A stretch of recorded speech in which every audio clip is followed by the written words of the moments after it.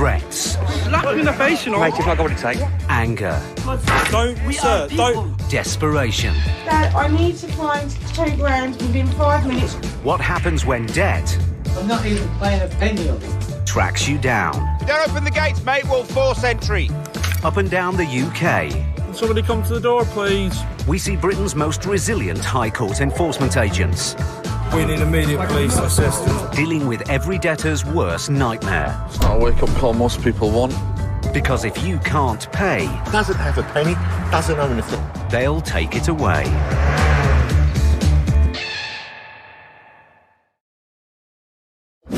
Recent research shows that the number of UK motorists being given parking fines by private companies has increased by over 25% in the last year alone.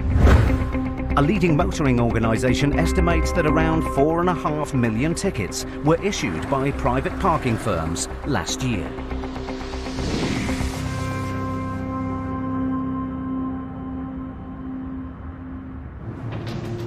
It's 6:15 a.m.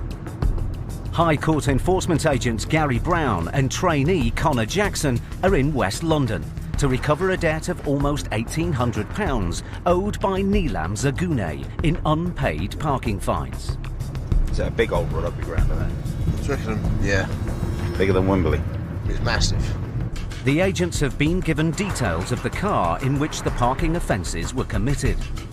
And I know she owns the Black Fiesta. If it's in the car park, it will give us an idea if she's in. Right, look out for Black Fiesta ending RSX. But on arrival at the address, there's no sign of the car. Just park up anywhere then.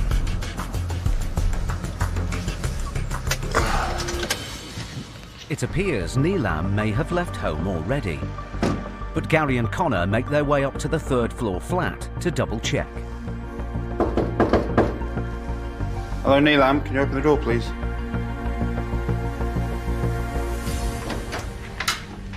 Hi, Neelam.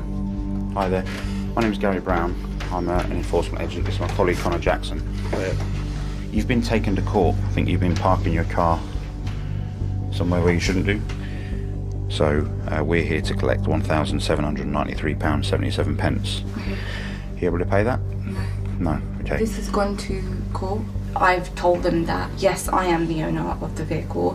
However, I'm not the driver. Because it's in the car's registered in your name, wherever they ticket the vehicle, they're going to come to you if the tickets aren't paid. So the situation is now that we're here to remove goods from the property unless the debt is paid. Okay. So is there somebody you can call that can potentially help? Yes. Neelam goes inside to call for help. Who is it you're ringing? Is it a family member? It's my ex-partner. He's the one who has the vehicle. Okay. Do you know if he's got the funds to pay it? I have no idea. Okay. To be very honest. Hello?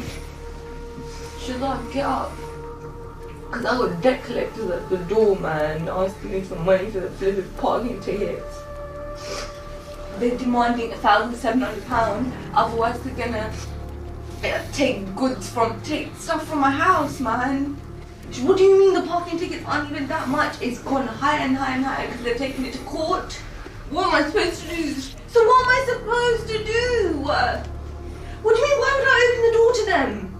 You think they're gonna go away? Do you want me to speak to him? He's like, give the phone to them. I'll speak to him. They don't exist. Here you go. Hello? Well, how can I help you, mate? We're here to collect a debt that's owed. Apparently you're the one that's incurred the fines. Yeah, but she ain't with neither does she have the money, neither do I, mate. Okay, then there's no point continuing this conversation, is there? Give the phone to her, mate. Alright. Have you got the money? Yes or no? Because if you haven't, then why the fuck am I wasting my time on the phone to you? Gary and Connor are now in a sensitive situation. Neelam's ex-partner may have been responsible for the fines, but the writ is in her name, and she is liable for the £1,800 owed. Neelam, we will try and make this as easy as possible. I know it's not a nice situation to be in. He's the one that's incurred the tickets on the car. Tail end of relationships is quite a dangerous place for people when it comes to getting into debt. Because there's a lot of other things that are going around in people's heads. It's quite an awkward situation to be in. You're sort of thrust into the middle of an argument with no side to take, stood there as a third wheel. It's a very surreal feeling, and sometimes you just have to ride it out a little bit and wait for the situation to calm down. 30 minutes later, Neelam's ex-boyfriend Shazad arrives. Is he driving your car at the moment? He's just turned up. I think he's damaged our van. It's clear Shazad is in a hostile mood. Neelam gets him on the phone. Hello. You've got cash? I'll buzz you in Bishop, but please, Shazad, I beg you, don't cause no commotion.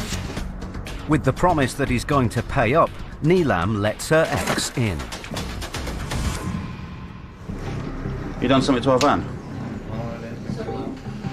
Right, the situation is... I can give you £500, mate, that's what I've got right now. £500 isn't enough, and we can't accept an arrangement for a debt of this size. If we... So what, you think I'm going to walk around with £1,700 in my pocket? They've got card Debit card? Huh? Have you got a debit card? No, I don't have no thing card. Credit card? Right. It needs to be £1,793.77, or we remove goods. Well, I can No, give you £500 cash right now, and you can wait, and I can go grab the rest of the money. It's gonna... Brother, you're going to talk to me, don't ignore me, bruv. Don't walk around, don't ignore me. Besido, Shazad, Besido, give me the £500, please, man. Okay. We're not going to be leaving... Shut up, no one's asking you for anything. Shut up. No one's asking you for anything, is it? Sorry, Fucking now. bunch of fucking pricks, bro. Yeah, they're going to suck my cock. And guess what? Okay, While they're fucking tickling my left Okay, hand right Shazad. This simple enforcement has suddenly escalated. Faced with more abuse, Gary and Connor will have to use all their experience to get this case resolved.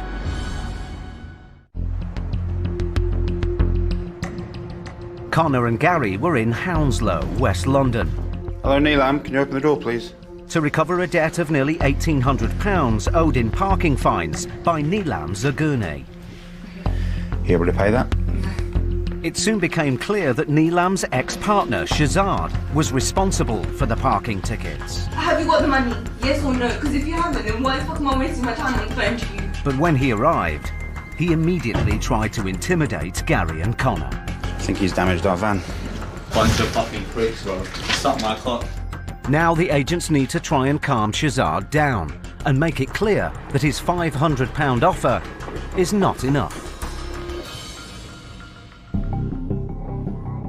You haven't got any other cash, any other money you can give us, have you? No, that's what I said to you. With no better offer on the table, Gary and Connor start an inventory of goods they could seize to clear the balance.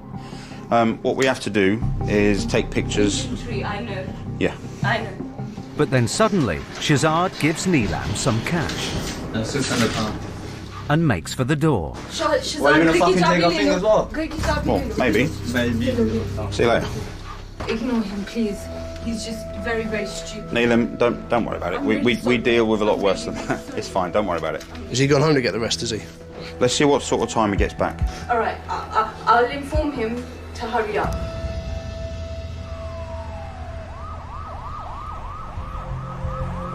"20 minutes later, He's here, mate. Shazad returns. He's parked deliberately behind our van. He's just trying to get one over on us. It's clear that he hasn't calmed down. You know how it is. Okay, And they hire you big lads though, so you could scare people. No? Trust me, because one bit, you don't scare anyone, bro. Shazad has brought some more cash, but he's unwilling to hand it straight over. Well, I'm going to have to count it anyway, so if you want to watch me count it. No, I don't want to watch you count. You're going to watch me count it. You carry on doing what you're doing, I'll have to count it after you. Waste time. I'll tell you what. Well, I'm going to count it right next to you. Stop wasting my time, let me count the money, right? And then you can watch me count it. Thank you. 65, 70, 75, 80, 85, 90, 95, 100. Shazad has now cleared the entire debt in cash. Whose name am I putting the receipt in? In yours. Still ain't going to stop me from parking then. Shazad, you're not going to pass them. Alright, hopefully we won't have to come back. Alright, take care. The case is finally resolved. Now all Gary and Connor have to do is work out how they're going to get their van out. But Shazad has quickly followed them downstairs. Well, look what you're doing. Look what you doing. You are fucking trying to make me look like you're taking something on the car and be like, I'm going to take a joke. Like, I don't understand anything. Alright, cool, mate. How about I call the police? What are they going to do? They'll move out of the way. Well, that's going to waste their time and that. They can get that.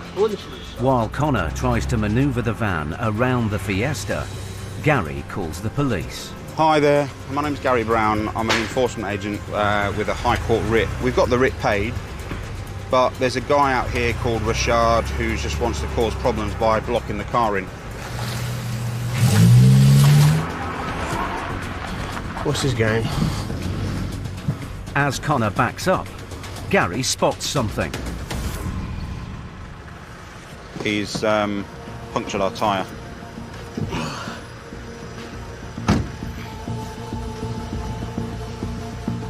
So, mate, the police are on their way. For what? Criminal damage. For what? My tyre. And then Shazad suddenly decides to leave. I've got his picture, he's walking off. You'll get a visit from the police, all right, mate? See you soon. Sometimes the things that we do can cause people to lose a lot of face. And they sometimes do very silly things that is just going to cause them more problems. But they don't realise that at the time. 10 minutes later, the police arrive. So how much damage has been done to your van? It's a punctured tyre. Is this something that he would be arrested for? Yeah. Is it? It is? All right. If he's not, he'll be on our system. I'm sure he'll regret it when you do catch up with him. Cool. You'll be going around slashing your tyres every time someone disagrees with your job? That's it. Alrighty? All right, cool. No problem at all. Thanks, guys. Thank you. Cheers. All Gary and Connor can do now is wait for a mechanic to arrive and repair the van. We've got to get the tyre changed, but who's going to have the last laugh? Because we're going to be on our way soon, and he's £1,793 down, and he's probably going to get arrested for it as well.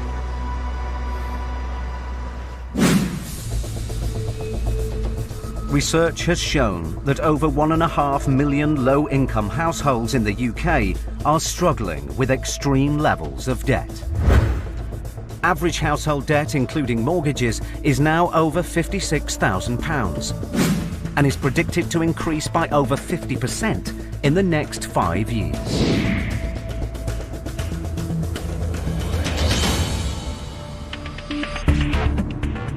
High Court enforcement agents Gary Ball and Matt Highway are in Yardley, Birmingham, to collect a large debt of nearly £40,000 from Mrs. Linda Bird.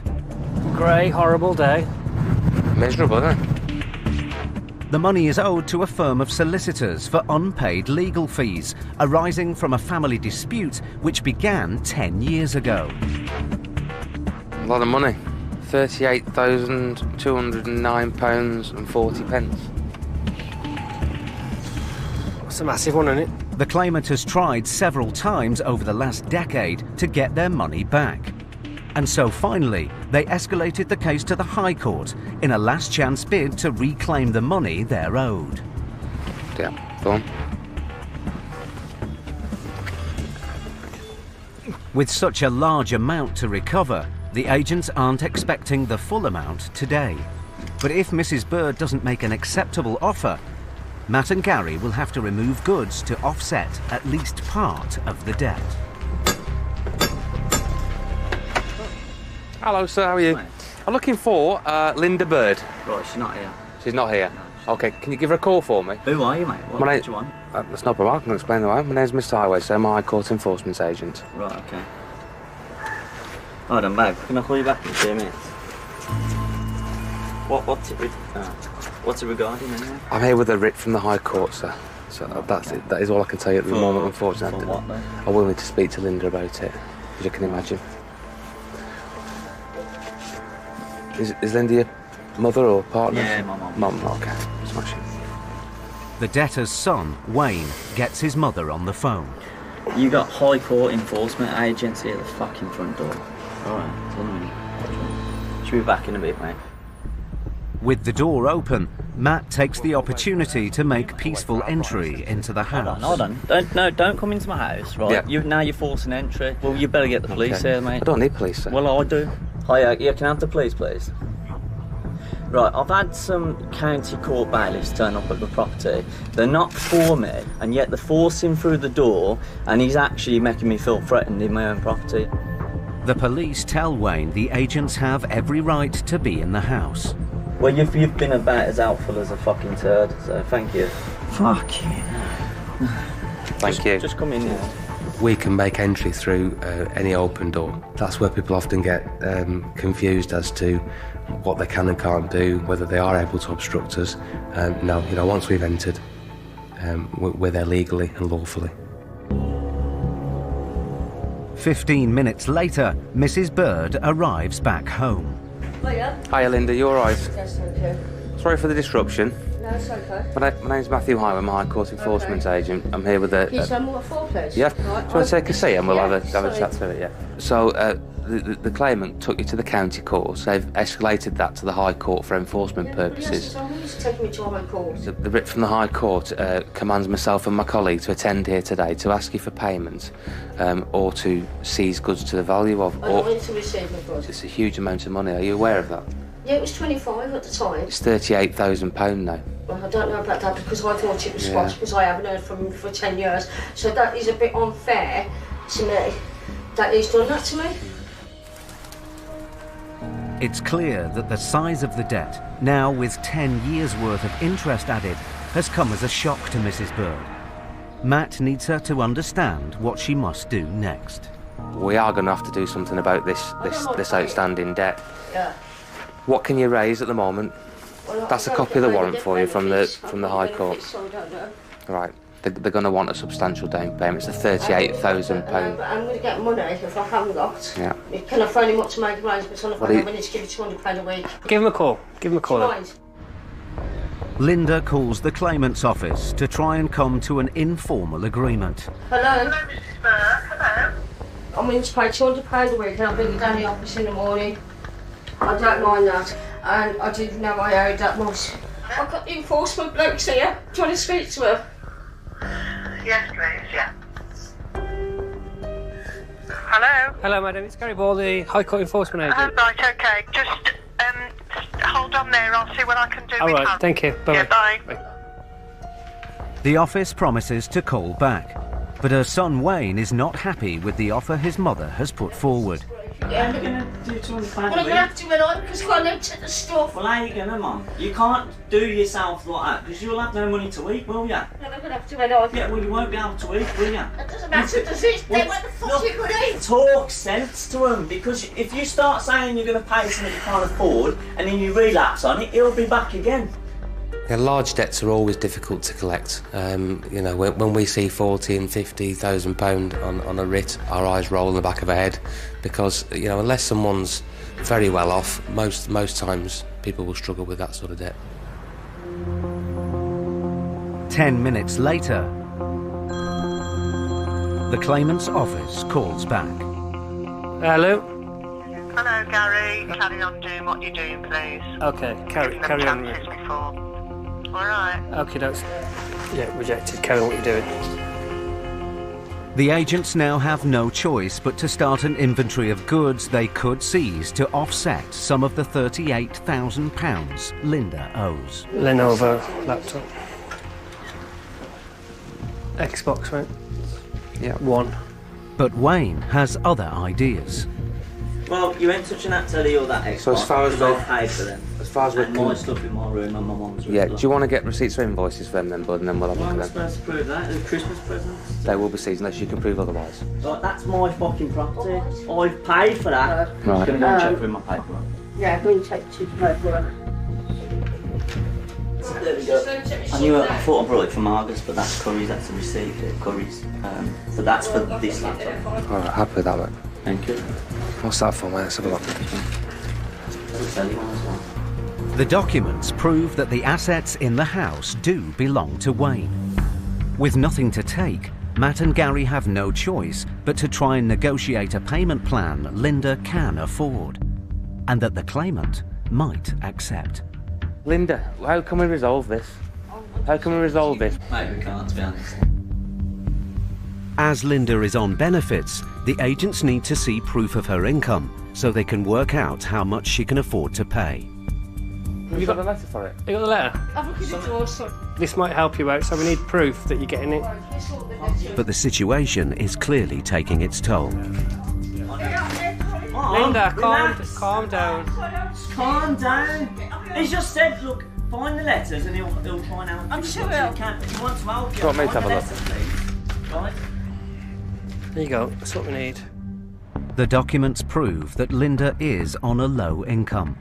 It's now up to Matt to figure out a realistic solution. Well, I'll tell you what I've put forward, okay? £150 today. I can probably get 150 quid together for you today. With £200 a month, not a week. She would have paid them off. I'm not saying they're going to come back and say yes to it. I don't know.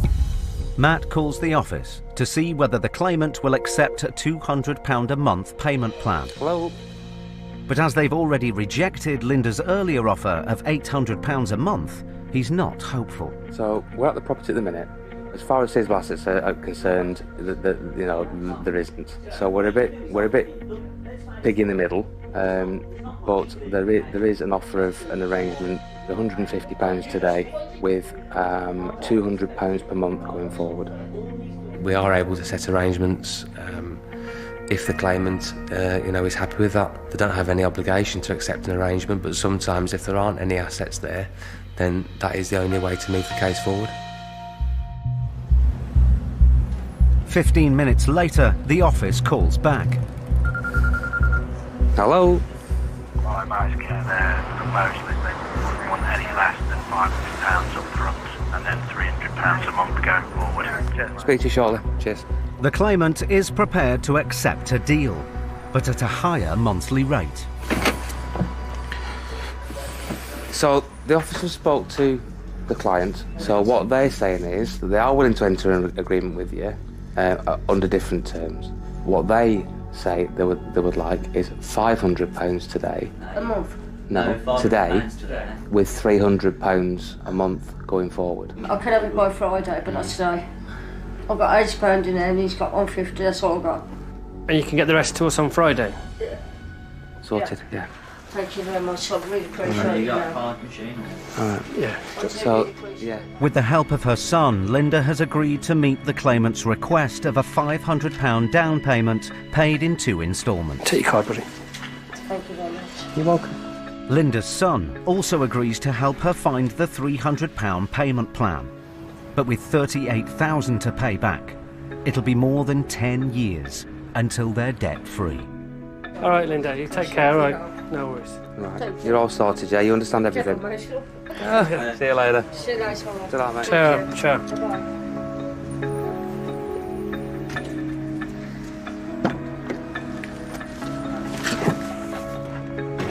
We managed to get an arrangement in place in the end that the claimant and the defendant are both happy with. I think we've got the best possible outcome for the client.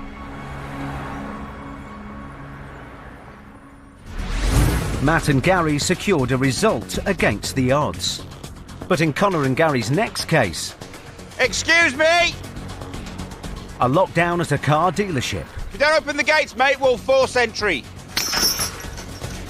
leads to a standoff. So what am I doing? Am I calling the police or are you going to open the door?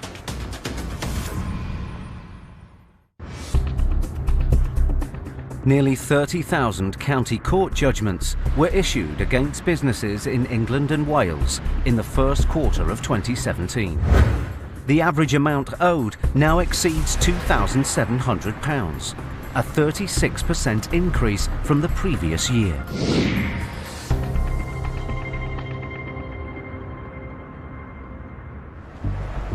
High Court Enforcement Agent Gary Brown and trainee Connor Jackson are near Maidstone, Kent.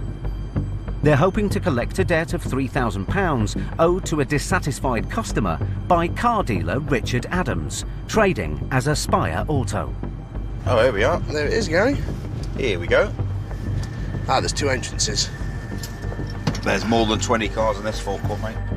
With plenty of potential assets on show, Gary and Connor could have all the leverage they need if Mr. Adams can't or won't pay today. Now, all they have to do is find him. Just have a look outside.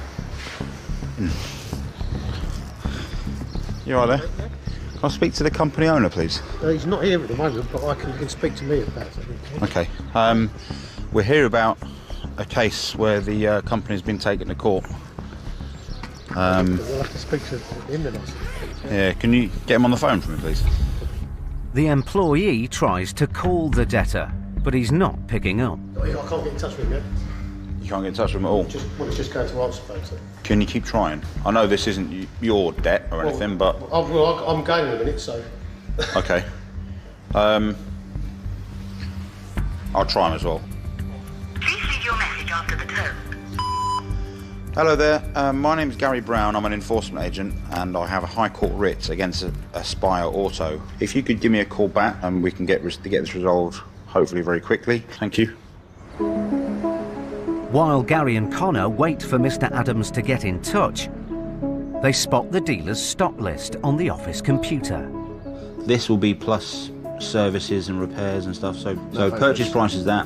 Because of removal and auction fees, Gary and Connor will have to remove several cars to cover the £3,000 debt. That Peugeot, it's up for just under £2,000. Is what I'm thinking. So this is car number 1. Focuses. The Range Rover. They identify 4 cars on the forecourt that would cover the debt and all the costs of removal. That's enough, you reckon, or...? Yeah. When we enforce against car dealers, you know that there's always assets, and you know in the back of your mind it's just a bit of a waiting game, and if you back off a bit you're eventually going to get the debt paid. But there's still no sign of the debtor. Well, what we're going to do is, as we can't get hold of him, we're going to do a controlled goods agreement. He needs to contact us when he gets in, or when you can get in contact with him to make a payment on this. Otherwise, we're going to have to come back and remove goods if there's not a payment made. I'll give him 48 hours. 48 hours. Gary and Connor list the cars they've identified to seize on a controlled goods agreement and leave the paperwork in the office. The controlled goods agreement means the cars cannot legally be moved or sold. And if Mr. Adams doesn't pay in 48 hours, they have the right to return to seize them. All right. Thanks, mate. Take care. It's quite frustrating to get to an address and you've got all this leverage in front of you and there's nobody there to speak to. But all you can do is take control of the assets that are there and leave the paperwork and give them a chance to get in touch.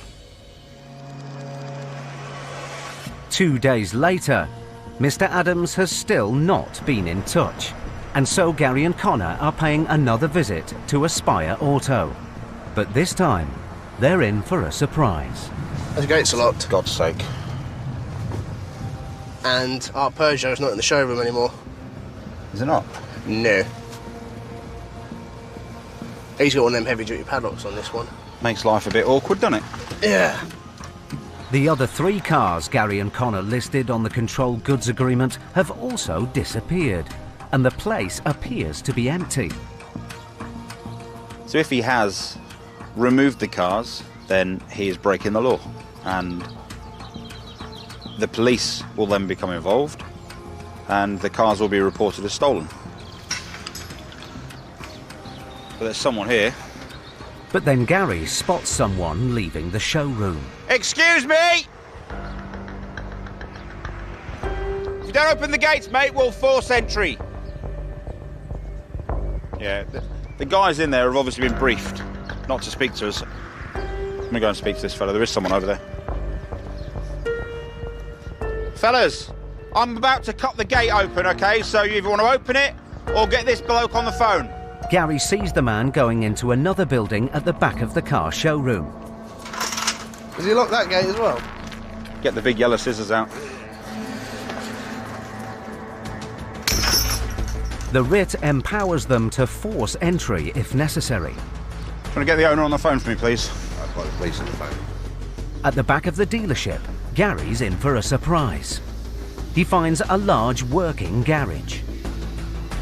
If this is part of Mr. Adams's business, the expensive equipment inside would be much more cost-effective to remove than the vehicles left on the forecourt. Got a High Court writ. I need proof of ownership for all the diagnostic equipment in there, the tyre machines, everything. This is actually a separate business compared with the front. Are you open for business? I am. Why isn't the gate open? Because the customers ring us. Sorry? Because the customers ring us. What, do you mean when I came to the gate and you walked away from me? Despite the man's claims that this is a separate business to Aspire Auto, Gary is suspicious. Has he got a number for Richard Adams? Okay. That side that he's doing. I think you're being a bit more evasive than what... I was just told to keep the doors locked and keep myself to myself, and that's what I'm doing. I don't think you're being completely honest with me. What's your name, fella? Do you know? Nothing to do with me. No, I've got nothing to do with any of this. I'm gonna be honest with you. I don't believe that between everyone that's here now, you haven't got any contact details, or you're not able to contact Richard Adams. I've got a number for him. It just doesn't ring true to me, I'm afraid. Gary still hasn't seen proof that the garage is not part of Aspire Auto. Then he spots some paperwork. Right, yeah, this is kind of what I need to...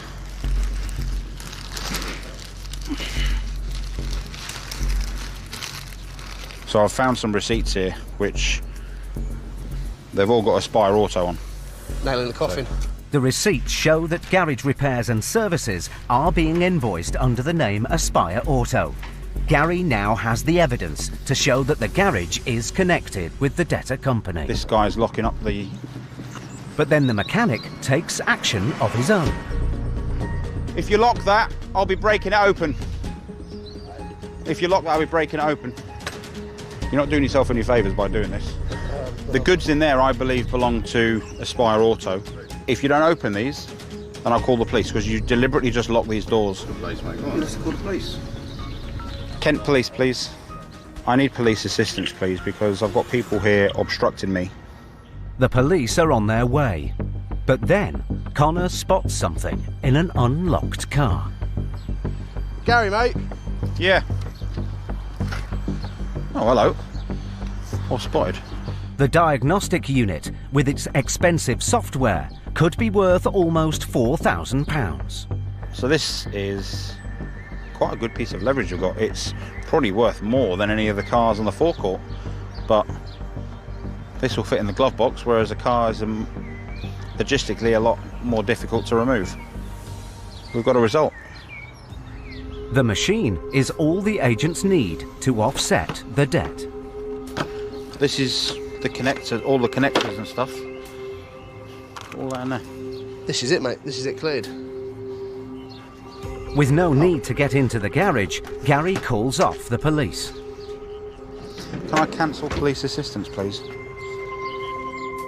It's quite normal for debtors to be evasive, but when they're going to the lengths that they're refusing access and removing goods that we've already taken control of, then it oversteps a boundary and they're actually committing an offence then. It never ceases to amaze me the lengths people will go to be evasive. All right, mate. All right, see you later, mate. Well, we got what we came for. That's the main thing.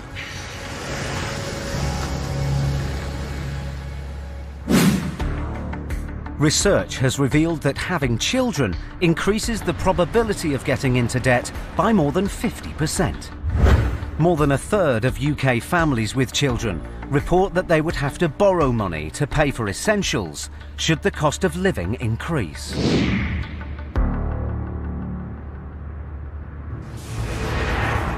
High Court enforcement agents Matt Highway and Gary Ball are in Birmingham to collect a debt of over £6,500 owed by Nada Joma and Tony Santos for unpaid nursery fees.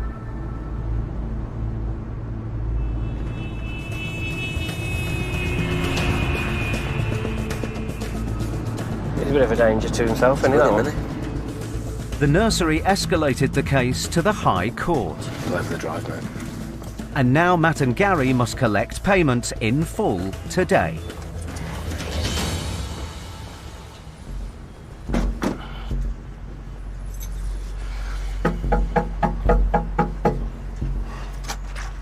Hello, morning. Could I speak to Nada Jamal or Tony Santos, please? Yeah, who's here? My name's Mr. Highway, I'm a High Court enforcement agent. Mm-hmm. Is that yourself or is it somebody here? They moved from here. They moved from here? Yeah. Oh, okay. Have you got some identification for yourself? Yeah. You have? Smashing. Thank you.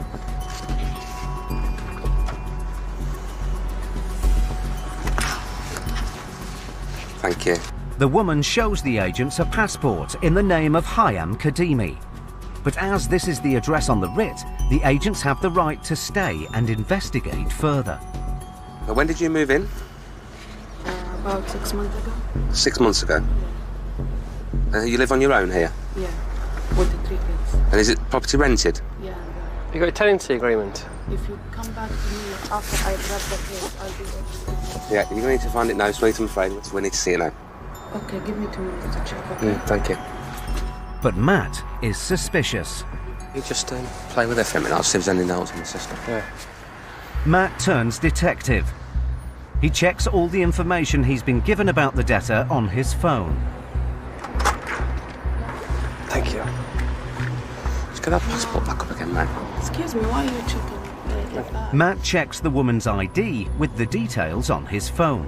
What's your date of birth, madam? 14 January, 84. Got the right person, madam, it's you, isn't it? Well, unless you've got exactly the same date of birth as the person that's just moved out, which is pretty unlikely, isn't it, really? Matt and Gary now suspect that she might be using 2 names. Are you Nada Jamal? No. With the woman still denying that she's the debtor, Matt and Gary now need to use all their skill to work out if she's telling the truth and get the £6,500 they came for.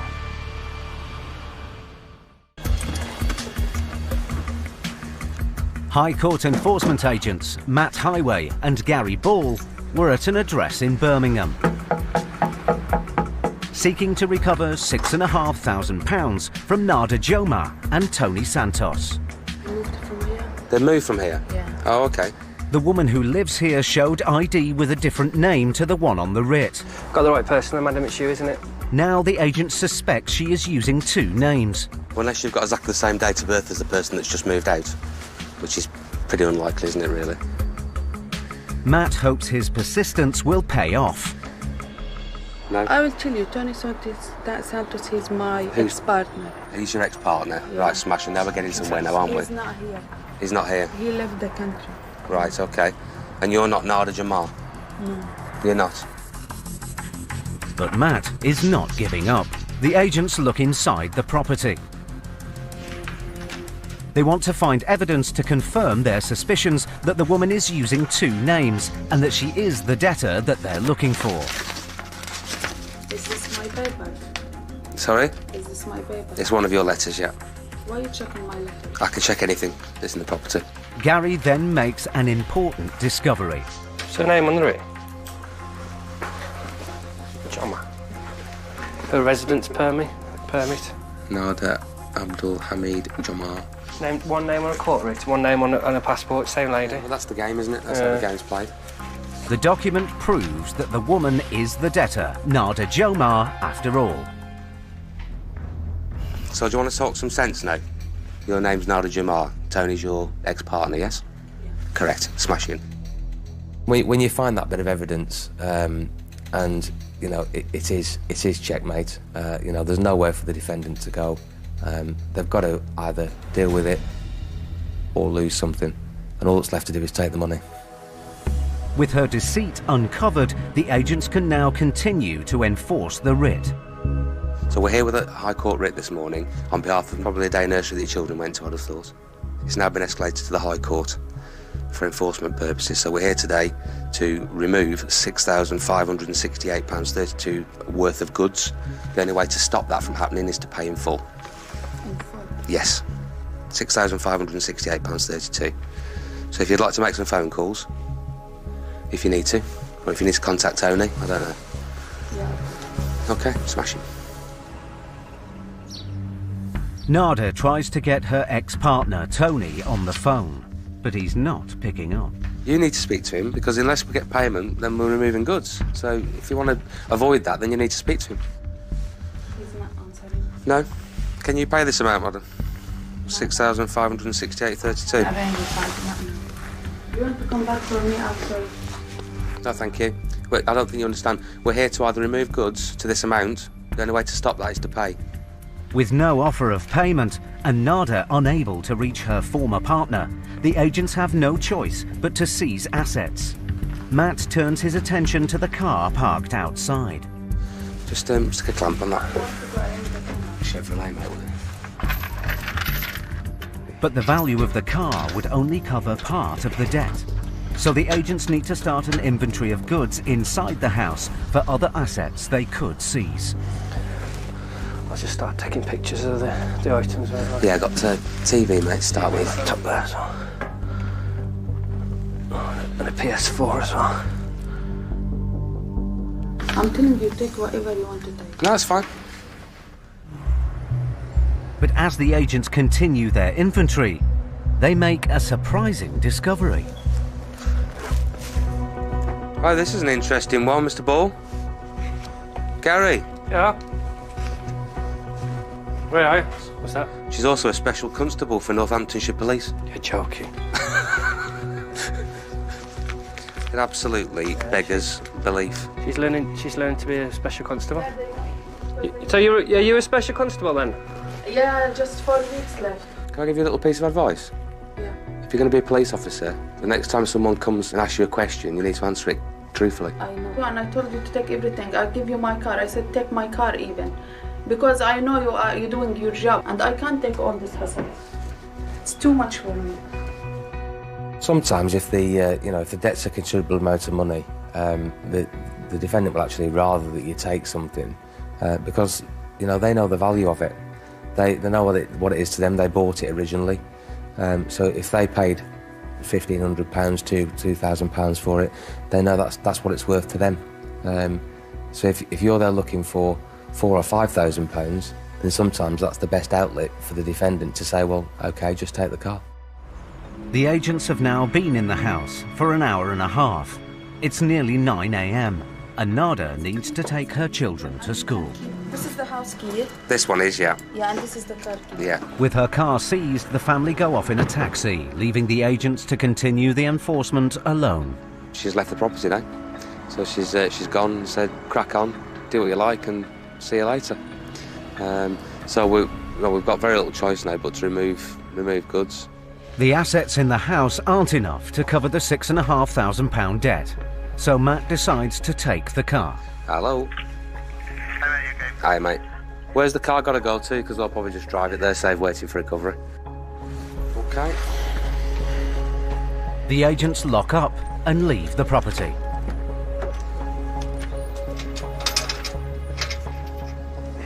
Nada will have 14 days to pay the debt, or the car will be sold at auction. Got a full tank of fuel, we're good to go. If selling the car doesn't cover the debt, the agents will be back. I think on an enforcement visit, when something's being hidden and it becomes apparent that someone's hiding something, it spurs us on. It gives us the drive to look even deeper. And to turn the rocks over that hadn't been turned over previously. There's something to hide there. What is it? Why are they hiding it? Is it going to be of use to us? Is it an asset that's been hidden away from us? Is it going to essentially allow us to enforce the writ today?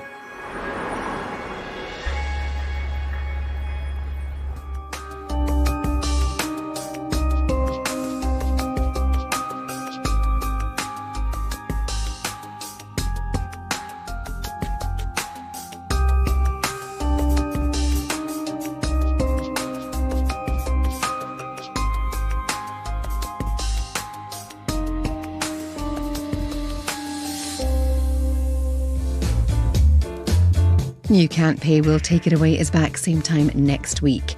Tomorrow night at 9, the new series of Jane McDonald and Friends continues with Lee Mead and Elkie Brooks joining our songbird to belt out some great tunes. Next tonight, Eamon and Ruth reveal the silent killer that's lurking in 9 million homes in new Do the Right Thing.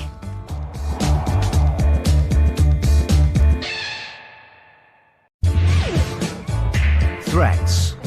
Mr. Khan, Mr. Khan. Don't push your luck with me. Anger. Don't, We sir, are people. don't. Desperation.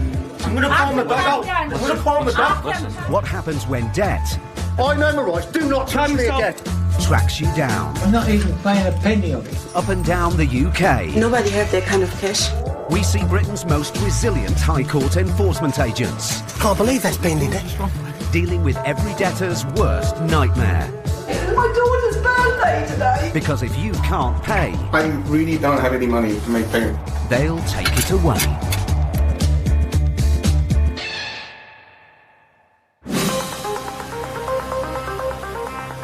Research has shown that late payments pose a major problem for small and medium-sized businesses.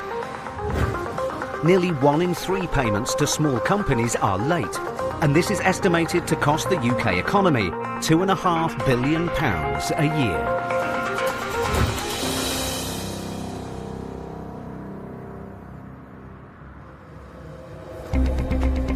High Court enforcement agents Max Caraher and Steve Pinner are in southwest London to collect a debt of almost £2,000 owed by cafe owner Waleed Adamu. Okay, Max, we're now approaching Tooting. Where are we off to? We're off to see Mr. Waleed Adamu. Mr. Adamu owes the money to a bakery goods supplier whom he failed to pay. That's it, Broadway Cafe. Yep. Is that space down? I don't know. The claimant escalated the case to the High Court, and now Mr. Adamu must pay in full today.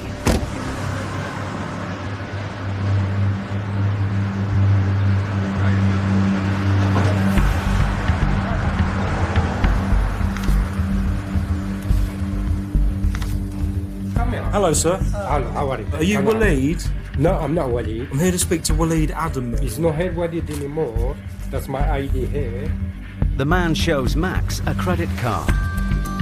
It's not in Mr. Adamu's name, but Max and Steve need to make further enquiries. Oh, you're a guardian? My name's Max Caraher. Yeah, my nice colleague to meet Steve you. Pinner. We're enforcement agents. We've been sent here with a High Court writ, sir. You're looking for Waleed? Yes, we Waleed are. is not here anymore. Did he used to own the business? Yeah, and- yeah, he's not anymore. So who are you, sir? Are you the boss of the new No, business? no, because I'm helping on the shop. That's what I'm doing. You're just a chef Yeah, here? boss is what is. Who operates from here? There is someone who's not here. But we can solve all this if perhaps we get the boss on the phone. Well, I don't know. So leave me to what there is. You don't know the boss? Who pays your wages? Me, I'm helping here. I'm not working here. The problem we have is that until we see photographic ID of who owns it or who rents it, with no disrespect to you, I could give you my credit card and you could show me. Yeah, I understand. But Max is sceptical of the man's claims and starts a search of the premises. Yeah, I'm going to go look around the till. Sorry. Waleed Adamu trading as the Broadway Kitchen, which is where we are. They can't get us in touch with him. The pile of letters on the counter are all addressed to the debtor. My friend, who do you call if there's a problem here? You don't know? You must have an emergency contact. You must. No. But then another man arrives at the cafe. Hiya. Hi there, Mr. Waleed Adamu. Hello. Nice to meet you, sir. The man is the debtor, and he wants answers. What's the problem now? We need to collect £1,909. No. You choose, sir. You either pay for it or we I don't enforce pay the for rent. it. Then we remove goods. We'll do it. You're not scaring me. I'm not scaring I'm you. I'm telling just you something stating a because fact. I'm not on my right. Okay. The business is somebody else's name. Okay. You're not allowed to take anything. All this money, believe me, I'm not going to pay a penny. Why is that? I know Because you're no man, arguing. listen to me, No, because I'm not, there you're is gonna no shout at me. person. You're going to shout at Because me. you try to explain to you. Okay. You're not Explain without chasing me shouting. up. Or you're going to put the knife on my neck to take the money which is not mine. Okay, well You it is. understand The High that? Court have decided it is yours. to pay. Whatever it is, I will go to the court. I will do respect the court, but the reason I wasn't in the court. If you respect the court, That's the problem. You Yes. pay it. What do you mean? The High Court commanded you to pay it.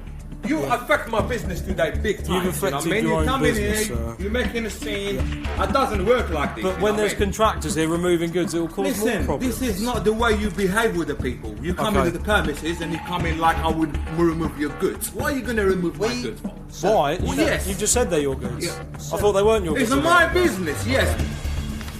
After claiming the business wasn't his, Mr. Adamu has changed his story.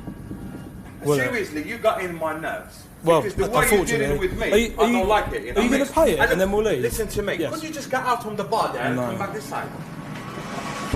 With no payment looking likely, Max and Steve start an inventory of seizable goods.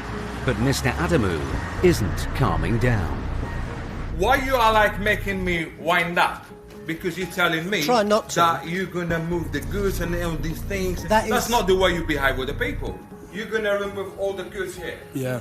Because and that's worth bloody £20,000. You're taking a piece of it won't be worth 20 grand at auction. I'm telling you, sir, unfortunately, we have to remove if we don't get any payment. We have to. Don't go like pushing, right? So just he is a good in his job, but the way you're talking, you Yes. wind up with people because we're already in the problem here. You Sir, understand? you got to pay it. You've been silly. I'm not being silly. Here you go. When you finish, you close the door. There you go. That's a different one. We can't take. You're not We gonna can't scare take me. it. Listen. I'm not trying to scare you at all. You're not gonna scare me. How much want to scare Close fucking you? shop now. Don't swear and at take me. all the fucking Don't swear at me. Go ahead. Listen, no one's gonna make me pressure on the bloody. Don't swear at me. I swear in my property. Don't fucking go like, pushing me. If you're a man, fucking clear it now. Fucking clear it now. Please. This simple job has turned into a highly charged standoff. You're not gonna scare me, believe me. With Mr. Adamu refusing to calm down, the agents will have to act fast to stop this case from spiralling out of control.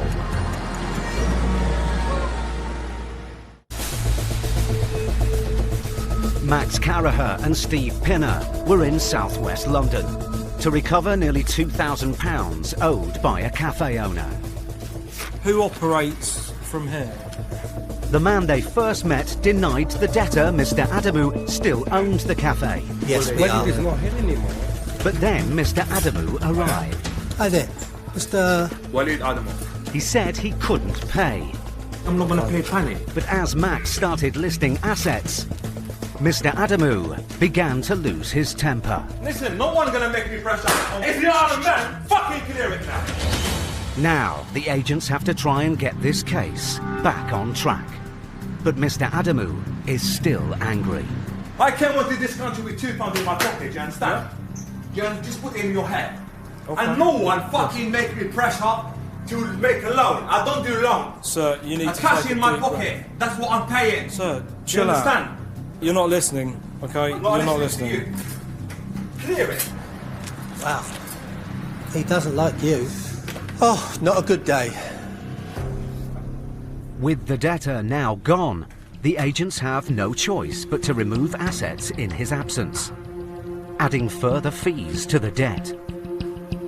But as the equipment would fetch a fraction of its worth at auction, Max and Steve will have to clear a substantial amount of goods to cover the money owing. Max calls the office to get the client's approval to begin the process. Hi, Alison. It's all kicking off down here. This defendant has refused to pay. Could you speak to the client? They've got two choices, either removal of the assets that are here, or they aren't going to get anything. Cheers, bye. But then, Mr. Adamu returns. The business worth £100,000. For £1,900, you're gonna shut my business. 2,500.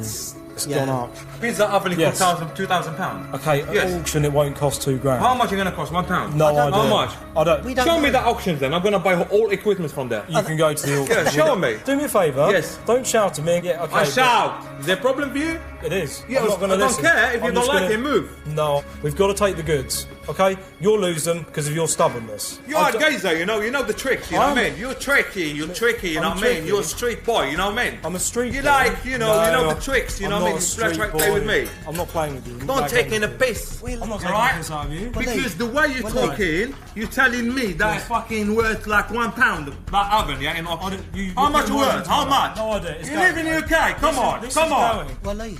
Come on, if you know the prices. How much that? No idea. How much? No idea. So what are you telling me then it's not worth in £20,000? I'm telling you that it's not worth £2 grand at all. What do you mean? I'm not going to speak about this further because you won't listen. Okay? While Max continues making the inventory, Steve tries to reason with Mr. Adamu. We need to calm you down a little bit. He wind me up, that guy. Okay, Believe me. deal with me. Okay. Sir, I do respect you as my father. You're not that old, but I'm trying to explain. I am. Listen, I've been through the divorce, alright? I lost my house already, alright? I pay a lot of money. I got a kid to look after. I can't go to the edge to beg people.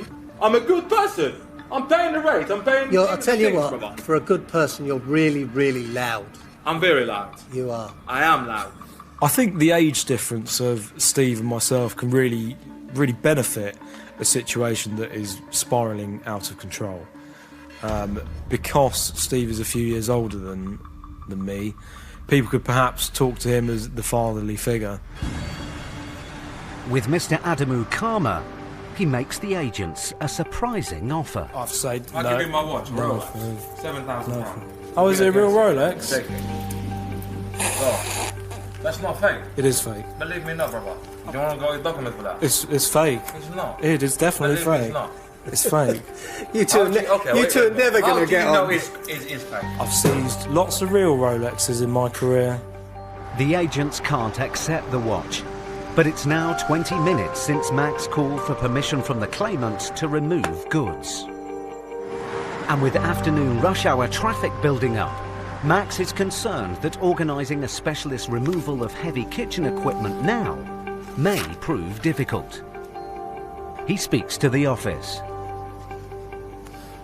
We will need a gas engineer And an electrician. and an electrician. Would need a lot of contractors if they want everything. The office offer a solution. Just take the coffee machine. Sure. Thanks, Alison. Bye. However, there's a problem. That's not mine. If it's leased, we won't be removing it. Mr. Adamu gets the leasing company on the phone. Hello? It's Capital Coffee here. The Yep. espresso machine, the grinder, belongs to us. He rents it from us. Okay, can you just confirm what it actually is? It's an espresso barista espresso machine. The grinder is at an F64. It's You're a correct. disaster. Yeah, you know what? That's good enough for me. You've confirmed exactly what models they are on site. That's absolutely fine for me. With the coffee machine out of bounds, the agents are running out of options.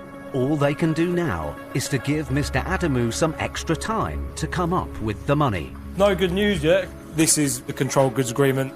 Sign it. We agree. The control goods agreement lists all the seizable assets in the cafe. Now, if Mr. Adamu doesn't pay the money he owes within the time agreed, all the items listed will be seized. Deal. Okay. Deal. Your guys are. The case is resolved for now. But if Mr. Adamu breaks his promise, the agents will be back. $1 million question. Do you think that defendant is going to make the payment as promised? I think he will. Yeah? It's not 100%, and if I'm wrong, I accept that I'm wrong. Would you like to put a sportsman's bet on that? Don't do betting. But I will buy you a cupcake if I lose. Fantastic. And you can buy me dinner if I win.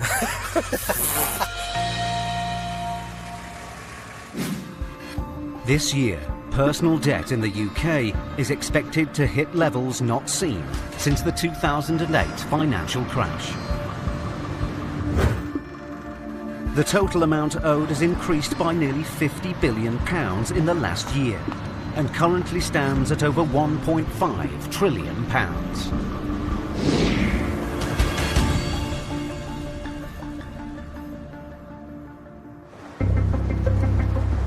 High Court enforcement agents Matt Highway and Gary Ball are on their way to Redditch in the West Midlands. They have a writ to recover a debt of just over £1,700 owed by an accountant to a dissatisfied former client. Where are we off to? We're going to see Mrs. Sandra Kanzi. She owes £1,745.08.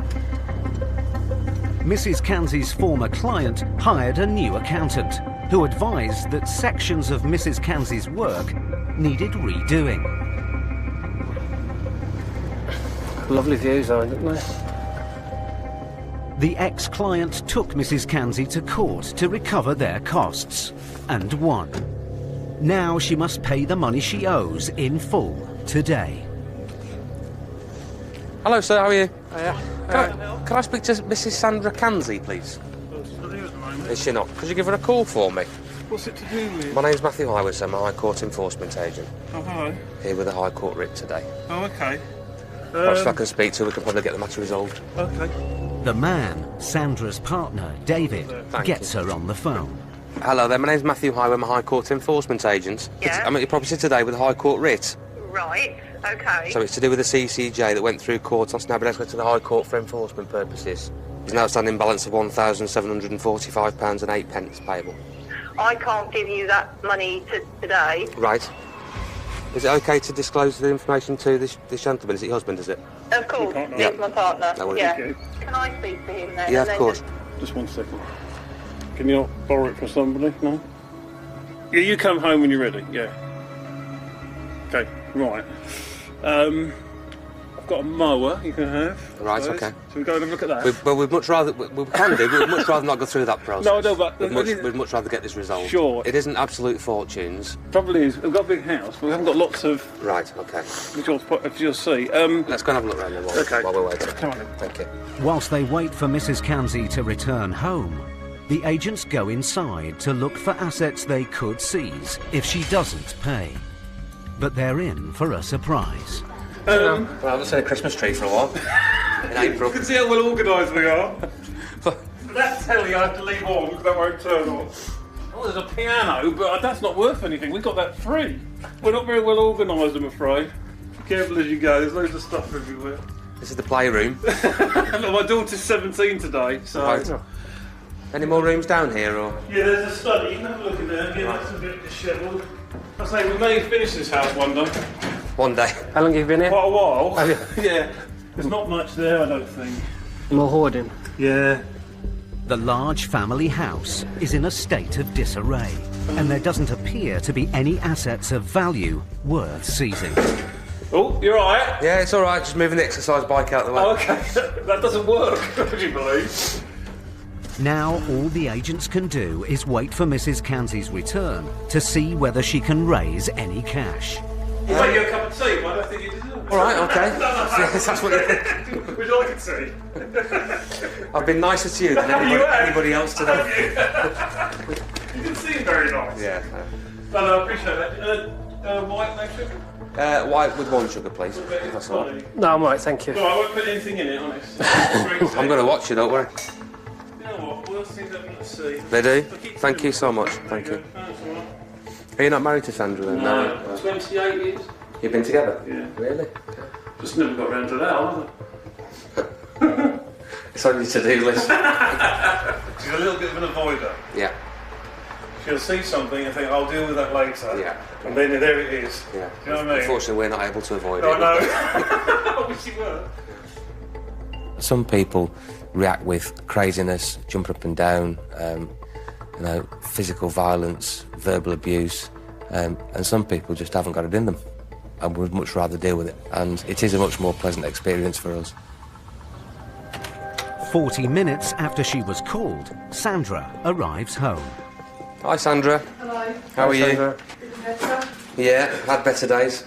I wasn't ignoring this at all, No. but I knew that I needed to ring somebody, but I go in and then I just get pushed and pulled all over the place by staff, clients, everybody else, and then of course it doesn't get done as quickly as it should. I'm not a bad person, I haven't done anything wrong. No one's saying you are, mate. I've not said that at all. And I try to help them, And then they just, you know, oh, it's just ridiculous. It's my daughter's birthday today, so she's upstairs with her boyfriend, and I don't even know her. Right, okay. Do you want a cup of tea because you've missed out on the run? No, I'm fine. How did the debt arise, Sandra? I'm an accountant, and they were a client, and we were doing work for them. And she didn't appreciate what we were doing, so I basically said, I'm not doing this anymore, I'm not prepared to work with you. So they left, went to another accountant. He decided that he was going to change what we had done, and he was going to charge them for the privilege of it, and then they decided they were then obviously going to charge me. And I know you've been here a long time, so you obviously got the correspondence from the county court. Why not fight your case at that point? It's easy for everyone to say, well, you should have done this and you should have done the other, but when you just don't have enough hours in the day to even sleep almost, it's just impossible. Despite Sandra's dispute with the claimant, Matt and Gary have to get this case resolved one way or another. As you're aware, we've got to enforce this High Court writ. At the moment, this writ is £1,745.08. I know you come here and you think, oh, you know, we've got loads of money and all the rest of it. I don't think anything. No, I know. I don't think anything. I'm just saying, no, we haven't, because my business isn't earning me any money. So we get by day to day at the moment. Yeah, I don't think anything. I'm not making any assumptions at all. I'm just giving you black and white as to what we are here to do. Sandra's business may be struggling, but Matt has to make it clear that if the case isn't resolved here today, the agents have the right to remove assets from her office. There are 2 properties named on the High Court writ. One of them's here and one of them's your work address, your business, all right? Yeah, I know, but then I can't keep my business going, can I? The agents have been in the house for almost an hour. Now, it seems that the prospect of her business being put at risk has finally prompted Sandra to act. There's £1,400 in my account. Can't find another... £345. The dog's worth a few quid. No, can't take dogs. When you've got crappy credit... Yeah, she's worth £750,000 Yeah, I know, but that's the problem. It's one of those where it's in the house, but we can't get at it. I've got 100 there. I've got £65 there. 65? I can put probably 35 into that. So that makes 1,600. Another tenner. Thank you. Right, so where are we then? So we're £135 adrift. My maths is right. Check again. That's all right. I think it is. Well, obviously. David goes to make a call to see whether he can raise the outstanding £135. So my sister's going to lend me the money. Well, I'm glad we found it. So we should be all done in a minute, Sandra, yeah? So I'm going to leave you a copy of the writ from the High Court. Okay. You might as well have. Oh, don't be stupid, David. We might as well have the 8p. Have like levels it all up. With the help of David's sister, Mrs. Kanzi's debt is paid off in full. Have you got any other jobs to go to? Thankfully, that's it for the day. We've worn you out. Mercifully. No, sorry. Thanks so much. Thank Take you, care. David. Sure. It's been a good result for the agents.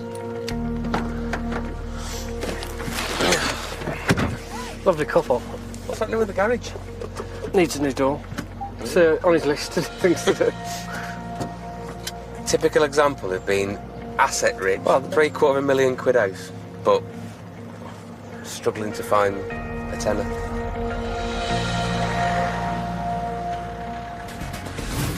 Matt and Gary got the result they needed in an unexpected situation.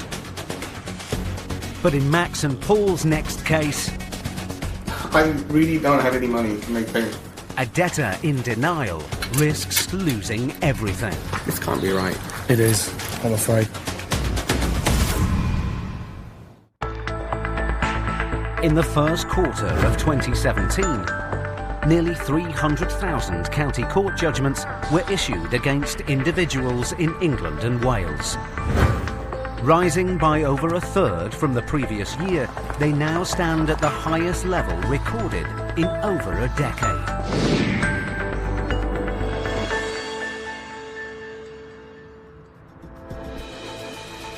High Court enforcement agents Paul Bohill and Max Caraher are in Pinner, northwest London. They're here to collect a debt of almost £28,000 owed by a dentist in unpaid rent. Paul, we're off to see Dr. Parag Patel and we're looking to collect £27,966.76. 18 months ago, Dr. Patel was struck off for malpractice and barred from working for 5 years. But he failed to settle the rent bill on his exclusive central London clinic. He's a doctor. I have a feeling these are going to be really big houses. I think it's the next left down that private road. There, big property. Dr. Patel's landlord took him to court and won.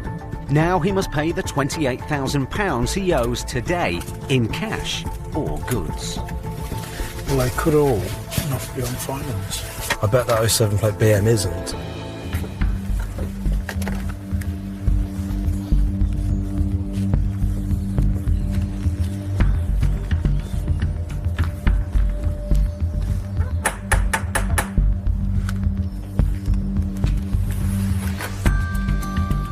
Hello, sir. Hello? Here to see Mr. Parag Patel.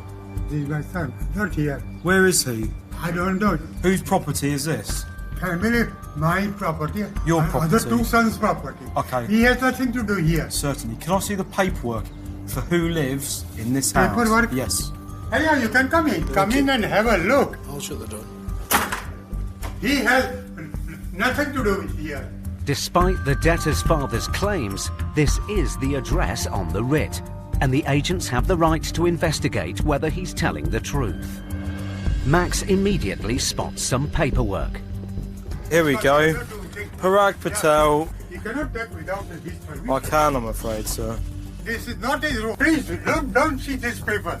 Here we go. I'm telling you, we might have to take action.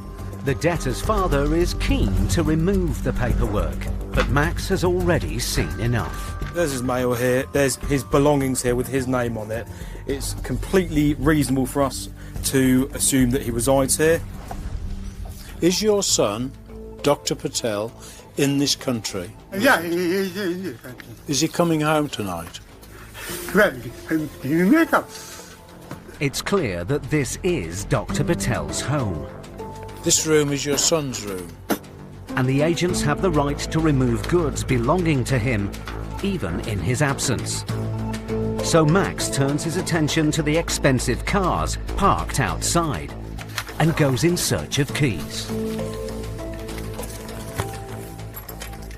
None of the cars outside belongs to him. Really? Yeah. Max looks in the silver BMW for evidence of who owns it. Oh, bingo. That's a good bit of information right there. The document is the letter sent to Dr. Parag Patel, informing him of the enforcement. In the silver BMW, there's our money order. Don't want you to This is all touch about any our of his case. paper. Right, No. well, sir, this is all about the case that we're here for. No! So you need to sit down and... I'm not going to do it. The head of the family could take a real dislike to the enforcement agents. It's his family, it's his turf, and we're there. He is going to put up a barrier, and we are often going to be met with confrontation. That's just how it is and how it always will be. With evidence to show that the silver BMW in the driveway belongs to Dr. Patel, Max clamps it. But then someone arrives at the house. Hello, madam. How did you enter the house? Peaceful entry. You opened the door and I walked in. I don't care. You walked in the house. Yes, correct. But the person whom you want Yes. is not here. The woman is Dr. Patel's sister-in-law. Madam, I've got This a is high my court second writ. son. Is there any way you could get him on the phone for us? I don't have his number. You don't Because have his number? He lives in this house Yes. mainly because of his. He is the son and he wants to keep him. That's why he's in this house. The debtor's sister-in-law claims she's unable to get in touch with him. Paul heads outside to update the office. But then, suddenly, Dr. Patel arrives. Hello, sir. You're, did you get you're entry? Mr. Patel. Yes. Here's my identification. You live here? Well, I live with my father, yeah. We've got a High Court writ for you. You know what it's about. We found the court orders in a vehicle there. Are you in a position to make the payment? I really don't have any money to make payments. Is there anyone who can help you? Not at this moment, no. With that case, sir, I'm going to escalate this to the sale and disposal stage. Okay?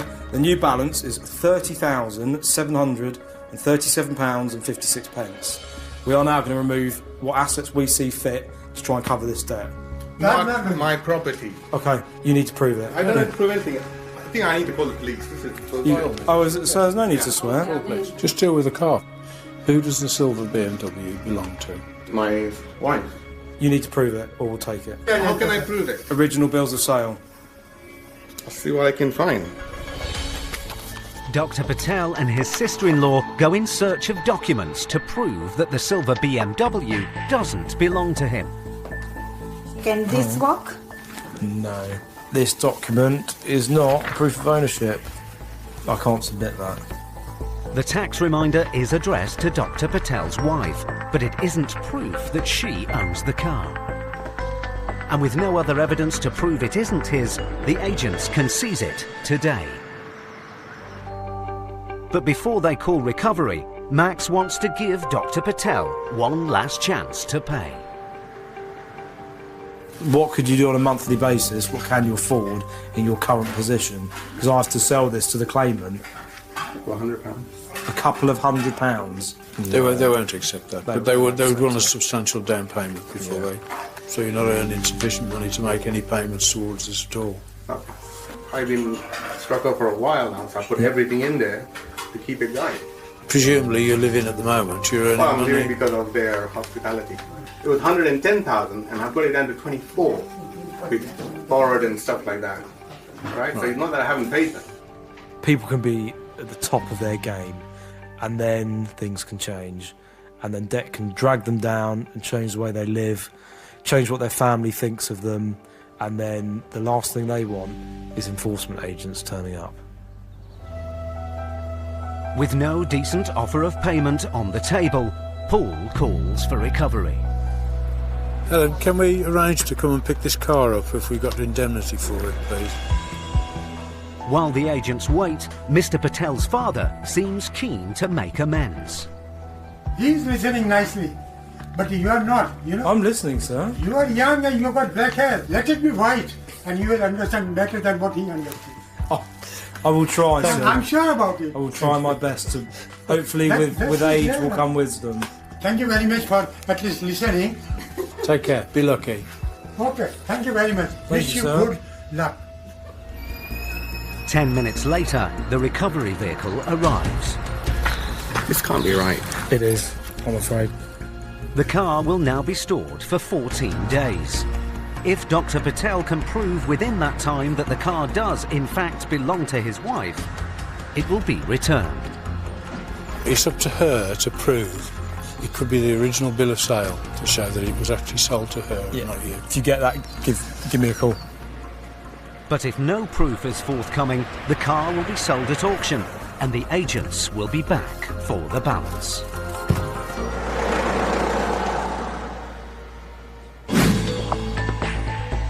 Research has revealed that more than 50% of small business owners in the UK are under financial pressure. To keep their businesses afloat, nearly 1 in 5 resort to using personal savings, while a third have not made any provisions for their pensions.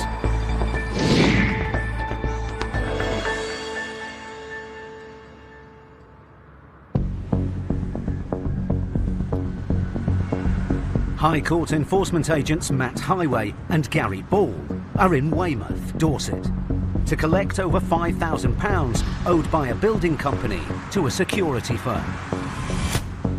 Mr. Matthew Penwell, trading as JJP Build and Maintain Southwest Limited, and he owes £5,087.97. The agents have been told by the claimant that he owns a working van, which could be seized if Mr. Penwell can't or won't pay today. The defendant has a 2009 Volkswagen Transporter. Oh, there it is. Right outside the house.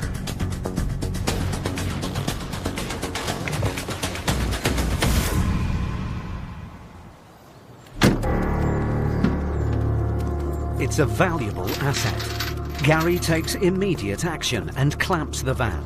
He hopes the prospect of losing it will prompt swift payment. Okay.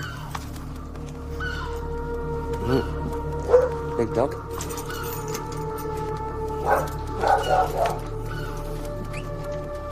Hello, sir. Could I speak to Matthew Penwell? That's my son, yes. Or somebody from JP Build or Maintains Southwest. You're a director of the company, are you? I am, yes. My name's Matthew Harris. I'm a High Court enforcement agent. Here with the High Court writ today. There's an outstanding balance of £5,087.97. So we're instructed to collect that balance or to seize goods to the value of. So the question is, can we get payment of this? I'm sorry, the company is struggling financially. It's struggled for the last 6 months. Bills haven't been paid. After the last job I'd done for them, I didn't get payment in full for the work that was done. Right. Some of it's relating to another property. He's trying to take both the company and my eldest son, who's part of the director of the company, to court as well. Yeah. And it's left the business in a very bad position, to be honest. As the debtor's father, Jeremy Penwell, is a director of the business, the agents can deal with him as well as his son. Okay. Well, my accountant has been dealing with on my matter. Some of the claim was incorrect. Right. So it was all a bit strange. He preferred it back to them, and to be honest, I haven't heard anything since. Right. But the appeal has yet to be heard in court, and the High Court writ is active today. With the debtor's father saying they can't pay, the agents need to look for other company assets. And with the van outside, Matt needs to investigate whether the company is trading from this address. I'm sorry. No, I'm not. I'm in my property. You don't have any choice, sir. Well, there's nothing in here at JJP. Okay, if there isn't, then it'll be up to the person in the property to prove to me that the items belong to them. Vehicle has been seized, and we'll organise removal of that. No, I'm sorry, it's company, because it's Okay. like I say, it's in my name. That was advice from my accountant. Mr. Penwell claims he's transferred ownership of the van from the company to himself personally. He calls his accountant. High Court Enforcement Officers Active turned up. They're looking to seize the van and goods to the value of £5,300. I just need some advice how to proceed in this situation. Okay, alright. Okay, thank you very much. Bye. I'm sorry, my accountant's in meetings. Yeah, there isn't anything an accountant can do, Jeremy. The van's in my name, you're so adamant in taking it. It's got the company written all up the side of the van. I'm more than happy that I would remove that as an asset of the company.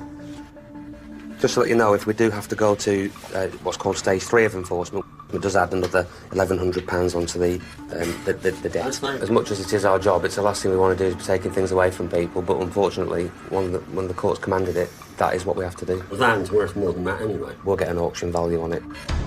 A lot of people don't realise, the High Court writ doesn't command me to go and collect the money. That isn't what the writ says. The High Court writ tells me to go and seize the goods of the defendant. So in other words, the court has already come to that end result that you're not going to pay because the county court have already asked you to pay and you haven't. So if payment's not forthcoming, we are there to seize goods. Mr. Penwell hasn't provided any proof that the van isn't a company asset. It could be seized, but before they call recovery, Matt wants to give him another chance to pay. Do you want to make any calls? Do you want us to, I'm not sure what to do. Give it a little bit of time. Well, I've told you there's two options in this case. You'll pay, or we'll take things away to cover the debt. I'd much rather he didn't go to taking stuff away, but unfortunately, that's in your hands. Make no mistake about it, items will go today. Mr. Penwell now faces a stark choice. Find the cash or face losing what little he has.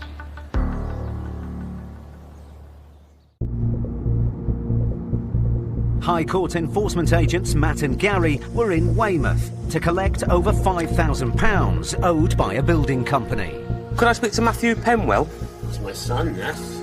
The debtor's father and co-director of the company, Jeremy Penwell, seemed keen to keep his son out of the situation. He's trying to take both the company and my eldest son, who's part of the director of the company, to court as well. Yeah. And it's left the business in a very bad position, to be honest. He claimed he'd appealed the case. My accountant has been dealing with this matter because some of the claim was incorrect. But the High Court writ was active, so the agents seized his van. You're also adamant in taking it. It's got the company written all up the side of the van. Now, the agents must try and get this case resolved, one way or another. Can I get my mother and try and sort this out? Is it to get the money to pay? Is that what it's for? Partially, yes. What's the other reason for it? Well, she wants to come and speak to you. Oh, right, okay. She wants to know what the hell's going on. Yeah, fine. We do obviously have to carry on our job in the meantime, unfortunately. While Jeremy waits for his mother to arrive, the agents search the house for a home office which may contain company assets. But upstairs appears to be a normal family home. And how old is he? 21. This is Matthew that the claim is against? He's named as a company director with myself. Yeah. Okay, and does he have anything to do with the company at all? Not really. No? No, not really. No. I tried to bring my son into the business, but he just wasn't, he's just not interested. He's still a full-time student at Lane College. The reason for Jeremy's reluctance to involve his son becomes clear. It seems that despite his son's inactivity in the company, Jeremy failed to remove him from official company records. What you've done, Jeremy, unfortunately, you've implicated him on a High Court writ. What you've also done, in the meantime, you've given a 21-year-old lad a CCJ against him. I'm quite impressed that the guy went after my son when he knew the problem was between him and me. I've done work for him, and there's nothing substandard about the work I've done for him, and he's completely... Right, but unfortunately there's been a court case, and the court case has been decided by the judge, hasn't it? Yeah, quite often we'll uncover, strange situations in the process of enforcing a writ. We just have to sort of deal with those as they come along. Sometimes you'll uncover all sorts of issues between other members of the family, but, it's all part of the enforcement job. A few minutes later, Jeremy's mother arrives. Can you tell me exactly what is going on? If you could tell me who you are, first of all. I'm yes. Mrs. Penwell. I'm Jeremy's mother. Jeremy's mother, of course, yeah. Is that okay, Jeremy? Yes, that's right. Yeah, okay, so we're High Court enforcement agents, and we've been asked to attend the property today with a High Court writ. Right. To do with an amount of money that's been through the county court. A CCJ has been issued against Matthew, JJP Build and Maintain South West. Are you able to tell me why he said we owed him? I don't know. There isn't any notes on there to say that. So what exactly... Excuse me. Yeah. So did you know about this court case on the 9th? No. You knew about this court case on the 9th, did you? The 9th of May? Yeah. There was paperwork that came... You haven't told me any of this. Well, no, I haven't worried you with it, because it was... I wish at times you would. It was so silly. Well, we can't have your van taken, so I shall have to go and get this 5,000. That's the only what we can do. To save her son's work van, Jeremy's mother offers to clear his debt. So I've got to get £5,000 cash. The outstanding balance 80-something. is £5,087.97. She heads off to the bank. We see it all the time where defendants will hide their debt, hide their current situation from other family members, sometimes even their mum. They don't want to let on to other people that they're in the situation they're in. Who wants to admit that, it's all gone wrong and actually, I need you to bail me out, not being able to talk to somebody else and let them know there's a problem. It can lead to all sorts of trouble. And the end result of that, of course, is 2 High Court enforcement agents knocking your door. Half an hour later, Jeremy's mother returns from the bank with a friend. Can we have a receipt for the money? Of course, yeah. She's managed to raise the £5,000 her son owes in full. But then she spots the amount of the original county court judgment. No. The original judgment that the claimant went to court for was £3,600. Well, if we paid that, we wouldn't be paying 5 then. No, you wouldn't, that's right.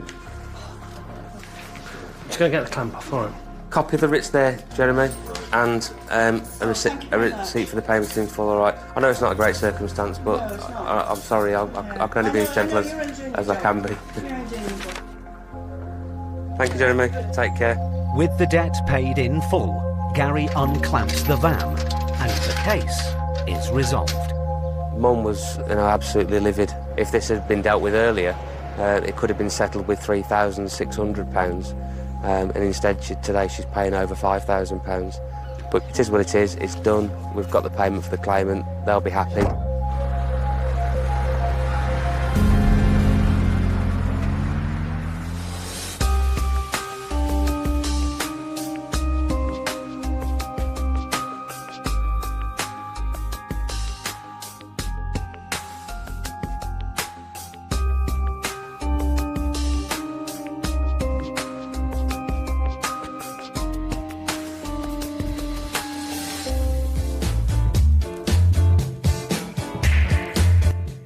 And there's new Can't Pay next Wednesday night at 9. Over on Comedy Central next, Joel Dommett joins the lineup for Chris Ramsey's Stand Up Central. Next here on Channel 5, Fritzl, What Happened Next?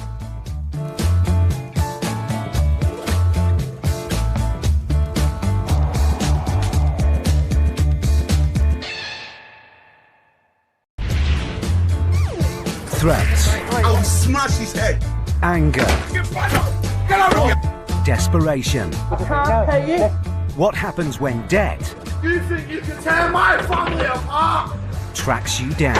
Why are you holding the baby? To obstruct us? Yeah. We see Britain's most resilient High Court enforcement agents. Don't change the story. Dealing with every debtor's worst nightmare. You haven't paid us, though, have you? Yes, I have. Because if you can't pay, I've just used our last pound to buy a loaf of bread.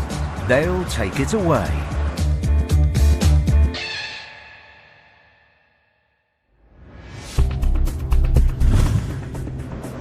Research has shown that 1.8 million young people under 25 are falling into financial difficulty as they take their first steps into adult life.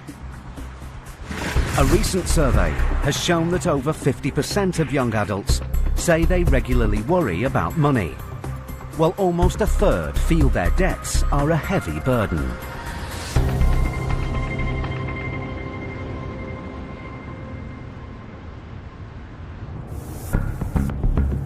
High Court enforcement agent Max Caraher and trainee Connor Jackson work all over London and the southeast of England, seizing assets and collecting debts. What we got first then, mate? It's a lovely cold morning. We're off to see Mr. Baczani. It's 7:30 a.m. and they're in Feltham, West London, with a writ to collect nearly £2,500 owed by Mr. Baczani in unpaid parking fines. It's just up here on the left. Yeah. Yeah, there we go. There's an Audi and a... Looks like a BMW.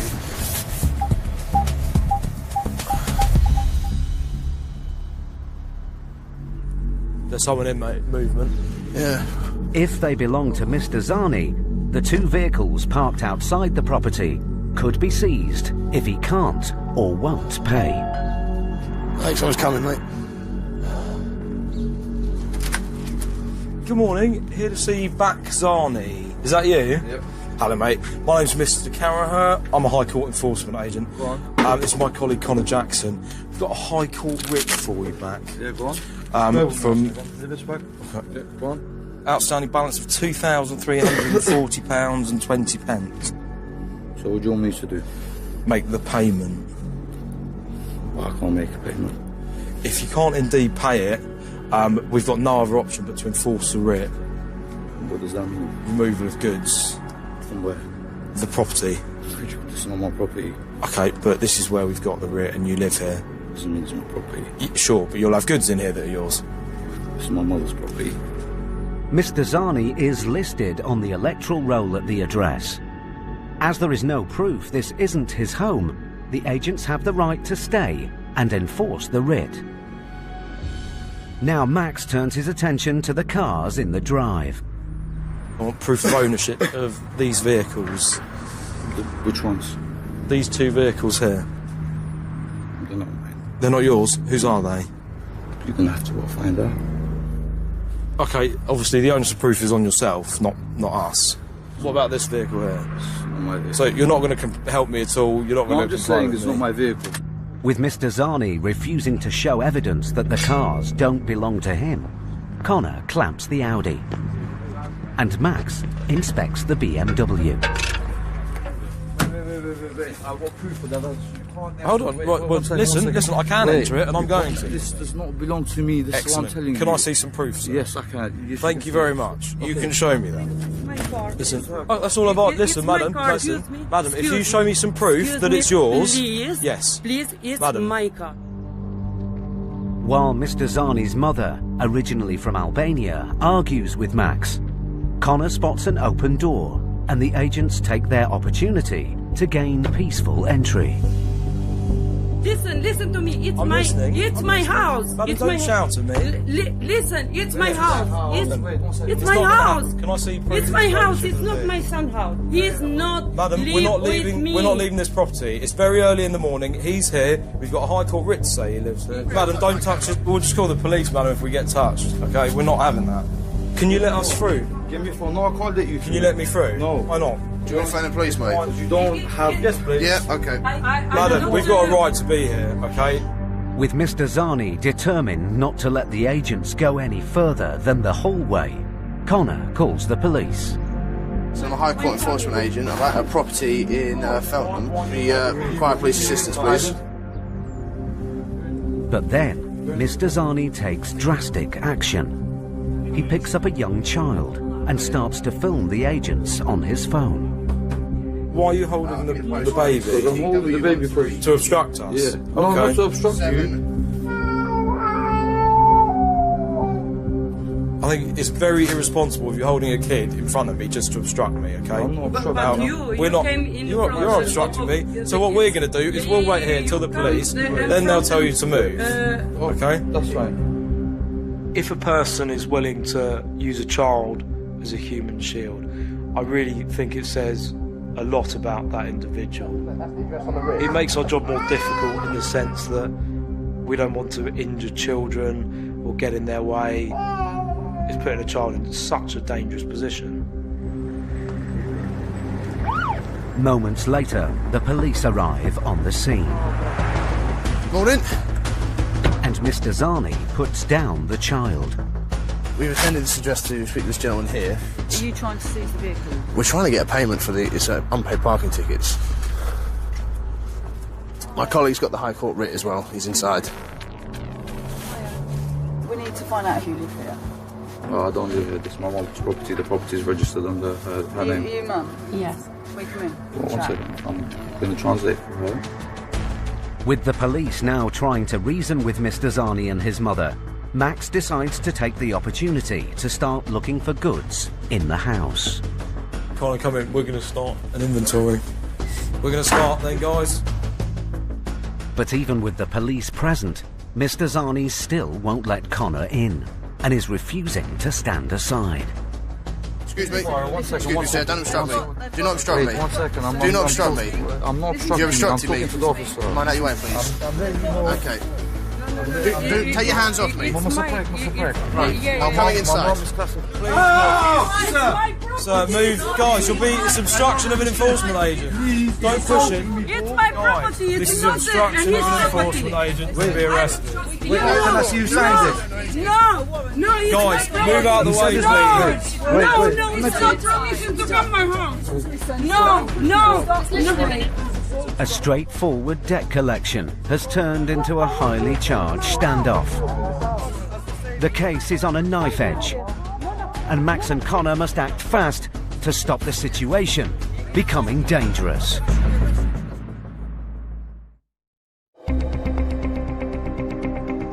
High Court enforcement agent Max Caraher and trainee Connor Jackson were in Feltham, West London, to collect a debt of over £2,000 owed by Mr. Bakzani in unpaid parking fines. Here to see Bakzani. Is that you? But Mr. Zani refused to pay his debt.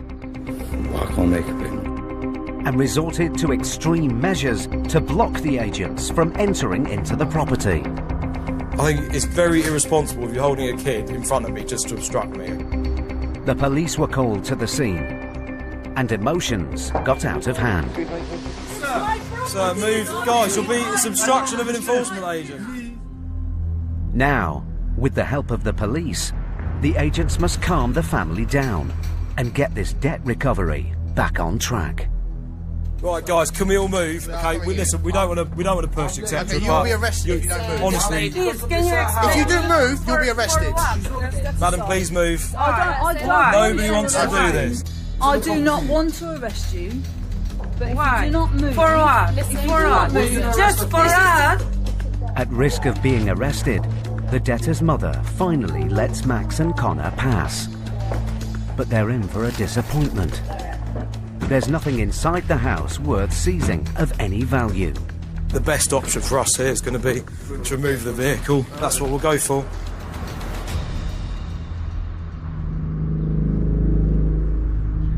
The police run a check on the cars outside to get to the bottom of who owns them. But then, a woman leaves the house with the child Mr. Zani was holding earlier and sits in the clamped Audi. Connor, you've clamped the vehicle? Yeah, I ain't going anywhere. And they're sitting there with a baby? They're sitting in Yeah. Why not? Why not? I just think it's very unsafe. The lengths that some people will go to avoid paying a parking fine, all the police time they're wasting, it's ridiculous. The more they do that, the more I want to succeed on enforcing a writ. Moments later, the agents receive news from the police, connecting Mr. Zani with the clamped Audi. Zani with another insured driver of Mr. Zani. Zani. The Audi. And that's the Audi. Is he just named on the Audi, is he? Yes. As Mr. Zani is an insured driver on the silver Audi and hasn't been able to provide any evidence to show that he doesn't own the car, the agents can seize it. Despite the fact that a woman and child are sitting in the car, Max must continue to process the vehicle as a potential asset. He calls the office to check if it's free of finance. Hi, can I get a HPI check, please? It's Max here. Looks clear of finance, Audi A6. Yep. In silver. Yep. Let me see, that's looking about, say, 1,500-1,600 quid, that one, mate. With help from the police, the agents persuade the woman to step out of the clamped Audi. I've got the paperwork. Oh, if you're good, man, that'll add to the value. And Max calls a tow truck to remove the vehicle. The car will definitely cover the removal costs. As Max and Connor are no longer being obstructed, the police leave. All the agents can do now is wait for the removal truck to arrive. But minutes later, just when the agents think things have calmed down, Connor spots Mr. Zani tampering with the clamped vehicle. He's doing something down the side of that car. Is he? Yeah, I don't know what. I'll wait. Then we'll go have a look. Mr. Zani has tied the rear wheel of the car to a nearby tree. Right, they're strapping it. They call the police again. So Connor gets straight back on the phone to the police. Hi, can I get the police, please? Thank you. If you could send somebody over sort of as soon as possible so we can get this. Thank you. Minutes later, the same police officers who were at the address moments earlier return to the scene. Only this time, Mr. Zani has recruited a neighbour and a friend as backup. It is lawful what they're doing. If you want to go to court and argue it, then that's your problem. You're preventing us from removing our vehicle. Property's not yours. All for it, cutting me. It's not mine. The situation is at a stalemate. But then, the recovery vehicle arrives.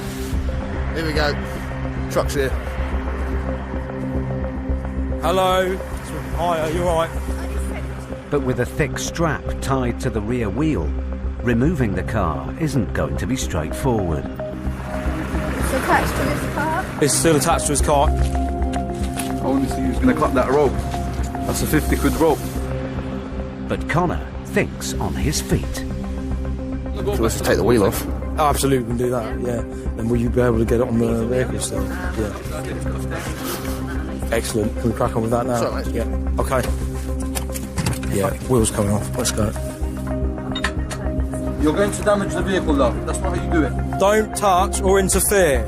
okay? Got to change the wheel on the car. Once I get this car back, you're paying for it, dog. You're going to pay for it, I promise you.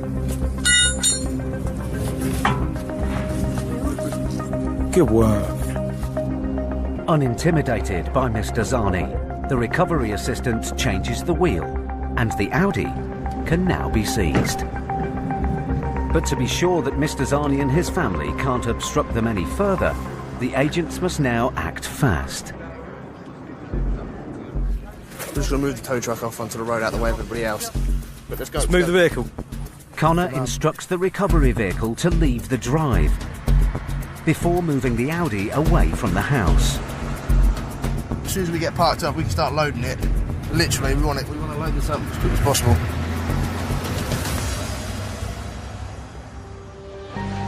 Max and Connor's perseverance has paid off. Almost 5 hours since they first arrived, the agents have a vehicle as part payment towards Mr. Zani's debt. That was quick thinking on my part, that one. Change the tyre. Very difficult one. They try sneaky little tricks like that to stop us from moving vehicles, but unfortunately, if you have a debt to pay and you're going to behave like that, it just motivates us further to recover the asset. Mr. Zani has 14 days to prove that the car isn't his. If he can, the car will be returned, but the debt will still be outstanding, and so the agents will be back.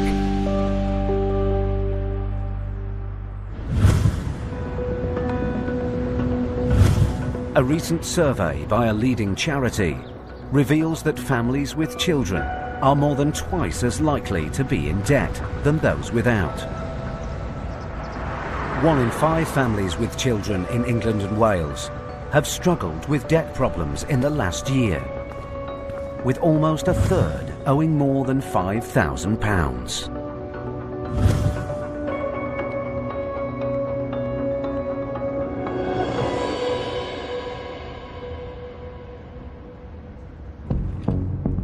High Court enforcement agents Stuart McCracken and Elmore Victor are in Colne, Lancashire.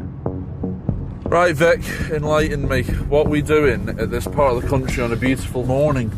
We are going to see a Mr. James Longworth, Mrs. Terran Longworth. They need to pay us £3,991. The debtors, a married couple, owe the money to a nursery for unpaid childcare fees. Keep rolling, my good friend. It looks to be that one there with the Picasso outside. The nursery took the case to the county court, but then escalated it to the High Court, and Mr. and Mrs. Longworth must pay today.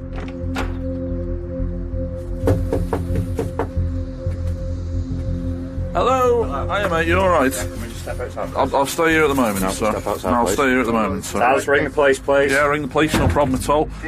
We're after James. Yeah, and that's me. Is that yourself? Yeah. We're High Court enforcement agents, sir. We've got a High Court writ, sir. Yeah, nursery. Is it a nursery fee, is Yeah, it? which we're under dispute with the nursery themselves. Right. Well, we're here to collect £3,991. Right. If not, we are instructed to remove goods, mate. Sorry, I'm shaking. Cause No, I'm don't worry wound about up, it. Right, because I knew this was coming. Yeah. Which is why I've got wound up about it. Yeah, no, don't Right. worry. I am in dispute with the nursery because they was getting tax credit help. They've turned around and said, no, we're not getting it. Mr. Longworth claims the nursery received tax credit contributions towards their childcare costs directly from the government, but the nursery denies this, and the courts have found in their favour. Yeah. Can't pay £3,000. I don't even earn that fucking much. Step outside. I'll be staying here at the moment, mate. Taz, can you ring the police? I've got people on property I have asked to leave. They haven't had permission to enter. You have forcefully entered. Well, we haven't without forcefully my entered consent. at all. We've done You each have. consent, so we've got a High Court writ and the door was unlocked.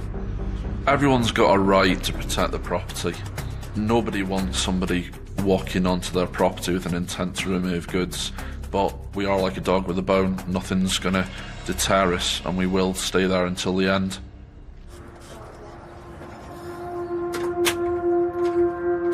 With Mr. Longworth refusing entry, Stuart turns his attention to the car parked outside. I will stick a mobilisation on it. He calls the office for a vehicle check. Alright. Could you do HPI for me? 44 Plate Castle. Refinance, fine. Yeah. Alright, Helen, speak to you later. Bye. Hopefully we can use it as a bargaining chip to try and get some payments. Sadly, it's what we're in the business to do. But before the agents can negotiate with Mr. Longworth again, the police arrive. Morning, officers. You alright? That's the sales officer, High Court Enforcement Agents. We've entered this bit of the porch, we've knocked on the door, he's asked us to get out, we've got a writ of control, made him aware he needs to make payment or we're going to remove goods. He's phoned yourselves, so he probably wants a bit of reassurance, that's all. Second one today. Hello, it's the police. The agents hope the police will help Mr. Longworth understand they have the authority to enforce the writs here today. Basically, the police is giving them the government website to see what our powers are. He can ask me, I can tell him. But even with the police present, Mr. Longworth is still disputing the writ. We were under the impression that they got paid by tax credits. Okay, you don't have proof that you haven't been paid. No. Right, so let's cut this whole conversation short. They've got proof they haven't been paid. I haven't got £3,000. Last month we were on the verge of losing the house. Yeah. We had to put my entire monthly wage and my wife's entire monthly wage into paying the rent just to keep the property. We're lucky if we get £1,500 a month between us. And that's to live with 2 kids. For me to pay £3,000 right now is impossible. I can't do it. Right. I'm struggling to get through the rest of the week. I've just used our last pound to buy a loaf of bread. It seems that the family have fallen on hard times. The agents need to get inside the house to assess their situation and resolve the case. But Mr. Longworth still won't let them in. I'll stand there and keep the door locked if I have to. Well, you can do that. If you want to be difficult, I tell you, if you want to be difficult, no, I'm not going to waste my time, mate. I'm just trying to find out where I stand exactly. I'll explain to you exactly their powers. It's up to you if you want to work with us or not. It's very important for us to get into the property for various reasons. If they have got no assets, we're not going to take their word for it, unfortunately. We have to see it. Minutes later, the police are called to another job. Thanks a lot for your time, guys. Realising the agents aren't going to go away, Mr. Longworth finally starts to cooperate. Do you want me to come inside and we'll have a chat? Right, okay. Basically, we need to prove that you only earn so much. I can show you on here. That's our tax credits every week. Child benefit, wages. What is it that you do, James? I'm a chef. Do you work for the same company? Yeah, he's a chef out of hot wash. It's that bad in there. That's collapsed until the end of next week. It's clear the couple don't have the means to pay anything close to the £4,000 they owe today. The agent's only hope of recovering some of the money Mr. Longworth owes is by taking his car. I do 50 hours a week, she does 30 hours a week. Just normal, average Joe, working class family that can't afford to live because all the smackheads are too busy claiming every penny off the government, which leaves us with absolutely nothing. Stuart calls the office to see whether the claimant wants the agents to take the car. What's the value on it? Probably get about 400 at auction, it'll cover our recovery costs, but not much left over for the claimant. Alright, no worries. Removing the car will be of no financial benefit to the claimant and could jeopardise Mr. Longworth's job. So Stuart throws him a lifeline. The vehicle's not being removed, mate. The vehicle's not being It's going to put you in more debt, and we're not here to do that. All the agents can do now is to work out a payment plan with Mr. Longworth. So we need to sort some sort of payment plan out. £50 a month, £100 a month, I don't care. Are you proposing £100 a month? Yeah. Let me have a quick call to the office, try my best to get this accepted, then we can leave you to get on the rest of your day. Alright. It will be up to the claimant whether they'll accept Mr. Longworth's offer of £100 a month. They're not happy with £100 a month off. I think minimum they will accept is £200 a month, nothing less. Thank you. Bye-bye. The offer isn't enough. What they've said is they want 200 a month, the claimant. 200? 200. Is that something that you can reach to? Or try it for 3 months, see where you stand, and then phone us again in 3 months? Try it for 3 months.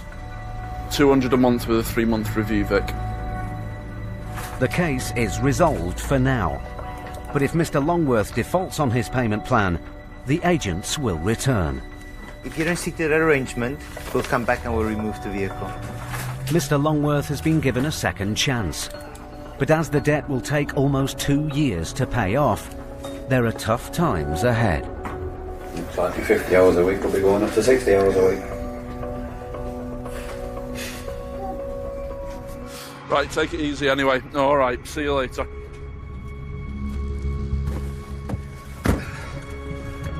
He's a decent guy, isn't he? Yeah. Always a story there, isn't Always a story.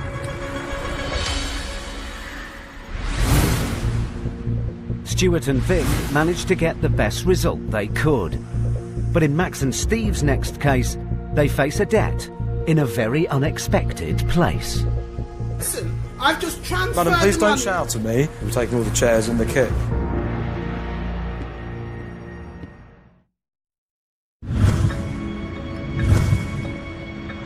There are more than 160,000 voluntary organisations in the UK. Nearly half of them are small charities, including religious organisations. A recent survey shows that small charities with an income of less than £10,000 could easily be put out of business for good by a low level of debt.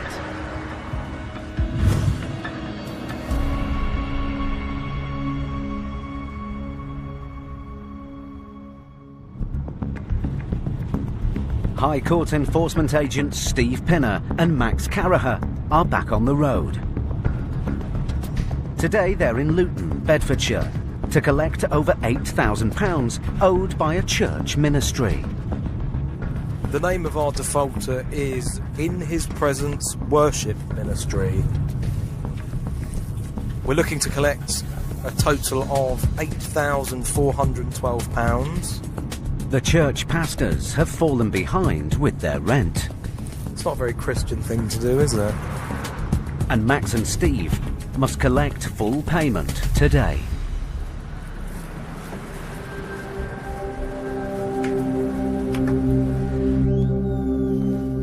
Hello? Hello? Madam, High Court enforcement. Here to speak to somebody from In His Presence Worship Ministry. What's your name, miss? My name is Matilda. Matilda. Hello, Matilda. Steve and Max. We've been sent out here to collect commercial rent that's been unpaid. Correct. There's an outstanding balance of £8,412. Matilda, one of the church pastors, is aware of the debt, but the agent's visit has come as a surprise. We didn't know the landlord had taken it that Did far. you? We're actually dealing with it. Yeah. So I didn't realise this, you know, he's taken it so far. It's come to us as a shock. Yeah. He was supposed to give us to the end of the month. When we're collecting commercial rent from a place of worship, we do have to be sensitive, and I respect everyone's beliefs, but it doesn't matter what organisation you are or what business you run, rent still needs to be paid, and it needs to be paid on time. Matilda immediately gets the church's deaconess, Irene, on the phone. Yes, Deaconess. I've got the gentleman. Okay, speak to him then. Hold on. Hello, Max Caraher speaking. Yes, I need some bank details. Who's making the payment, madam? Irene Campbell. How much is it for? The outstanding balance at this moment in time is £8,412. Alright then. Let me see what I can do, yeah? It appears Irene is willing to transfer the money the church owes straight away. Okay, not a problem. Cheers. 10 minutes after Max spoke to Irene, he calls the office to see whether she's made the payment. Good morning, it's Max here. Could I speak to somebody to check a payment for me, please? It's not gone through? Okay. No. Keep an eye out for a payment for me, please. Cheers. Bye. No payment has yet been received. Hello, madam. But then Irene arrives at the church in person, convinced the payment has been made. Listen, I've just transferred Madam, please the don't money shout at me. into Okay. an account. Yep. The money's in there. I've got the time when I put it through. Madam, right? you Do haven't wanna paid. see it? You haven't paid us, though, have you? Yes, I have. Well, you hold on, Madam. Don't shout. Look. Yeah. Look. Listen to me a sec. 10 to 1. What, you paid this? You paid our Yes. account? Madam, we haven't been told this. We were told we're having problems of it going through. There's no problem. Is there? There it is. With Irene adamant that she has made payment in full, Max calls the office again. There is no money in the account for the reference number or in his presence, worship. Got it. That's all I needed you to confirm, that it hasn't hit our account. No. Thank you very much for your time. It appears that Irene has not transferred the money to the agents, but to another church account. You haven't sent it to us, have you? The agents have been on the premises for almost an hour. Now they need to get this case resolved, one way or another. And Max's patience is running out. Madam, what I'm doing now is I'm escalating the case, okay, to the sale and removal stage.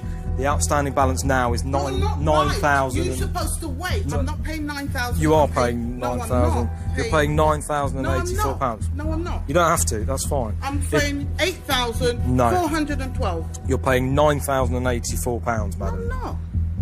Then we'll remove goods. Take it. Okay. Sorry, we need to crack on. Just to update you, they hadn't paid our account. They had transferred it to another one of their accounts. I'm going to organise for a removal of all of this. We're taking all the chairs and the kit. Max hopes that his threat to remove goods will prompt action. Hello, madam. Your pastor. Okay. His tactic seems to have worked. While they wait for the pastor, Irene tells the agents she thinks the landlord has acted unfairly. You should see the state of the building when we first came here. It was dark and dingy. It was a pool place. It was horrible. Okay. We had to do all the walls. We had to take off floors. A short while later, Reverend David Foe Amoning arrives to pay the debt in person. Sir, we've got a bit of an issue and we're hoping that you could resolve it. We still haven't got payment yet. We need to take a balance of £9,084 and would like that as soon as possible. The Reverend offers to pay the debt using a prepaid credit card. Max calls the office again. Hello, Helen, it's Max here. It's in regards to making a payment. Trying to put payment through and it's gone through not authorised. The payment's gone through not authorised. Okay. Yeah, it could be because of the... Okay, not a problem. I'll call you back. Bye. Yeah, no money's been taken. It won't go through. Once again, no payment has been received. It seems that while there are funds available, the bank won't authorise such a large payment without 48 hours' notice. But as the agents are duty-bound to try and collect payment in full today, they have no choice but to start seizing goods. Hi, Helen. Can you dispatch the large vehicles to us now, please? We've done everything to prove to you that we've got the money, we are paying it. Certainly, you may have the money, but we haven't received the money. We're dealing with human beings and machines. Yes. What can we do? Okay, so if you have to pack up, please, let them come and take it. Just do what you have to do. Please don't take this the wrong way. Please. Okay? I understand fully, and you are what I would consider a perfectly respectable person. Okay?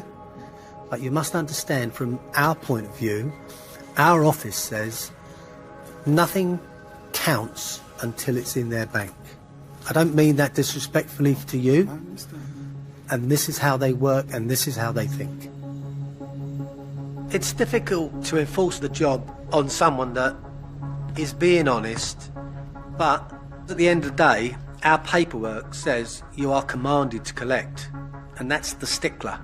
And obviously we're there to collect on behalf of the claimant. So, yes, we have to take our feelings away from the paperwork and just deal with black and white print. Look, 6 microphones and some stands, drum set, 1, 2, 3, 4, 5. As the agents start to pack up the church's assets ready for removal, Max gets a call back from the office. Hey Max, we're not going to go with the removal tonight. If you can get the balance cleared by midday tomorrow in bank transfer. So midday tomorrow to pay it off in full. If not, we can... By midday tomorrow I'll arrange for removal vans to get down there and get everything moved. I'll get all that wrapped up for you now, Helen. It seems the claimant has thrown the church a lifeline and given the Reverend and his associates more time to pay. You've got until 12 o'clock to make payment in full. I'm not going to remove the goods now. Please don't make me come back, sir. Just call to pay it. Thank you very much for your time. The case is resolved for now. But if the payment is not made by midday tomorrow, the agents will be back.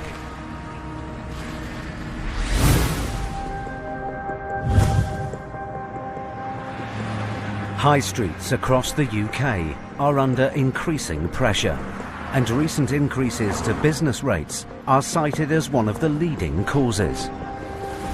Business rates for nearly 500,000 commercial premises in England will rise to £8.2 billion over the next 5 years.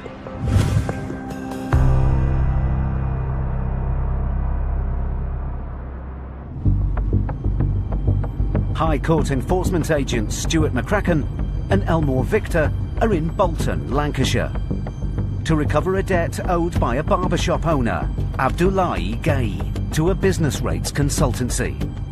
How much does he owe? £3,178.15. Agents first visited Abdullahi 2 months ago when he agreed to a payment plan of £250 a month. But he's defaulted and now owes over £3,000. But Abdullahi has already gained a reputation with the agents. I spoke to him on the phone a few weeks ago and he was threatening me. Apparently when another bailiff went, must have been about 6-7 weeks ago, he called up a few of his pals. They turned up threatening to throw him in the back of a car and all sorts of sort of gangster stuff. I think it's this one on the corner, Faye Barbers. If Abdullahi can't or won't pay, Stuart and Vic have the right to seize company assets to cover the debt. Hello there, sir. We're High Court enforcement agents. A colleague tries to get him on the phone. Where is he? Is he local, is he? Or... No, he's just literally left. Ah, right, okay. So, do you mind, obviously, he's not here now, is it? So can you, wait outside? We won't, mate, no. You just get on the phone to him, tell him to get down here as quick as he can to make a payment. Hello? Yeah, mate, come to the shop now, please. Because there are people here again. What are you? High Court enforcement. We need to speak to him. Is that him on the phone, is it? Hello? Yeah, can you leave the somebody outside? We're going to have possible. We'll be waiting inside at the moment, sir. Because like I said, we need to... You don't have to be inside because we're going to have possible. We are allowed to be here, sir. Yeah. You think I'm fucking scared? I'm coming there now. Okay, no problem. Speak to you in a sec. People deal with debt in different ways. Some people break down in tears. Some people get angry. It's just part and parcel of the job. Nobody's ever going to turn around and say, you know what, I think you're great at what you do. I'm going to pay you in full. It's never going to happen. Minutes later, Abdullahi arrives. Hello there, sir. You all right? Yeah, good. It's regarding this outstanding balance, sir. I spoke with you on the phone myself a few times. I don't need that. Before. Yeah, it's a High Court writ, sir. So we're here to remove goods unless we receive a payment of 3178. Take everything. Yeah, that's fine. That's all I need to know. You know that I take my work stuff, though? We can. You know that I take my work stuff? Yeah, of course we can. Sorry? We are. We can, yeah. So that's what we're going to do, sir, I'm afraid. But then, Abdullahi claims that his past offers to pay were refused. Listen to me. I ring the office. Yeah, you did. I offer them. I give you £500 now. But sir, you offered £500, yeah, but you didn't pay it, sir. And didn't ring. That's what happened. Listen to me. Okay? So I'm not going around in circles. Don't change the story. I'm not changing any story. You change the story. You keep on saying. I tell you. You keep on saying, sir. You keep it's on. me ring you. It's me ring you. Yes. Yeah, I ring you. Yeah, I offer and then you. he said £500. No, Why didn't you pay it? No, Why didn't you pay it? The guy told me, take your £500. We don't want your £500. I never said that. I never going to refuse money to anyone. I'm not changing any story. And don't point at me. With the debtor now in direct conflict with Stuart, will the agents be able to stop the situation spiralling out of control?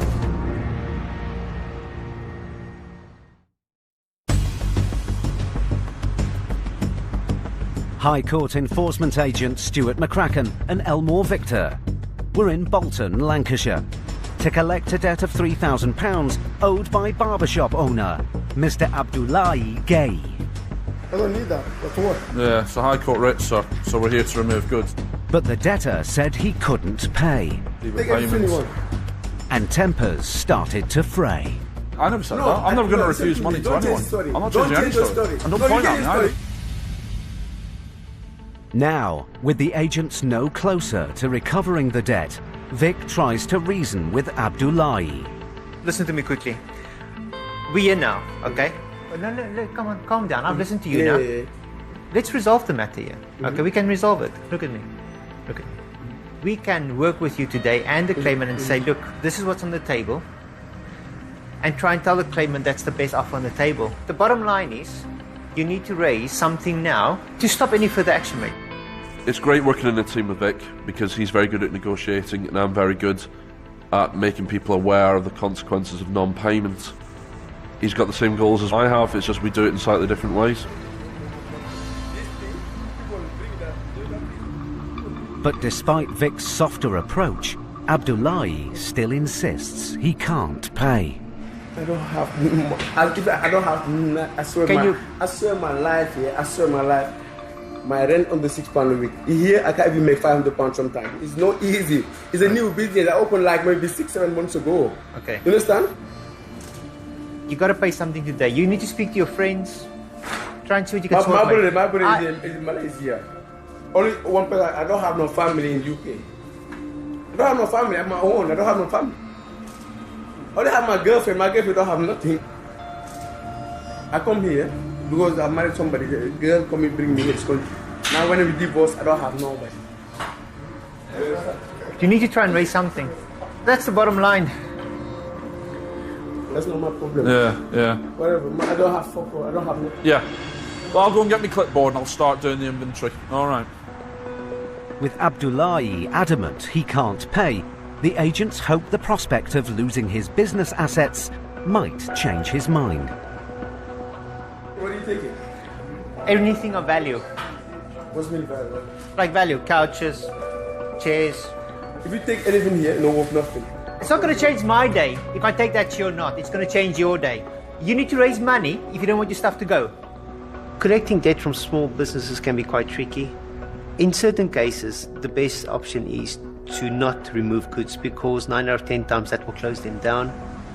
We'll rather work with the defendant and let him keep his goods so he can earn money and actually pay the debt off. As Stuart and Vic start to take an inventory, suddenly Abdullahi makes the agents an offer. I can give you £250 a month. 250? Yeah. A month? Yeah. So I can go with the 250. Yeah, I can suggest that, but buddy, we need something today. How much can you raise today? That's 700. Can you raise it today? No, I can show you my account. If you want online, you see what's there. There's nothing there. Right, what can you pay today? Now, tell me. What £100. No. £100. £250 a month. Or you can just take this guy's chair. Stuart calls the office to check the claimant is happy with £100 up front and a payment plan to pay off the balance. You can pay £100 now and then $250 a month. You need to keep to that arrangement, mate. If not, we will have to come back and start all this process again. So are you confident you can carry on with that? Yeah. No, he says he's happy enough with that. All right, cheers. Thanks very much. Bye-bye. Finally, Abdullahi hands over £100 and signs a controlled goods agreement. But if he doesn't keep up with the £250 a month payment until the debt is cleared, it won't be the last Abdullahi will see of the agents. All right, sir. Take care. See you later, guys. Yeah, and it just. See you later. The goods in there are worth nothing anyway, so it's better to get something rather than nothing. We could remove the goods, close his business, but the claimant's not going to get his money back because he's not going to be able to trade. Hopefully we won't have to come back again, he'll stick to his arrangement.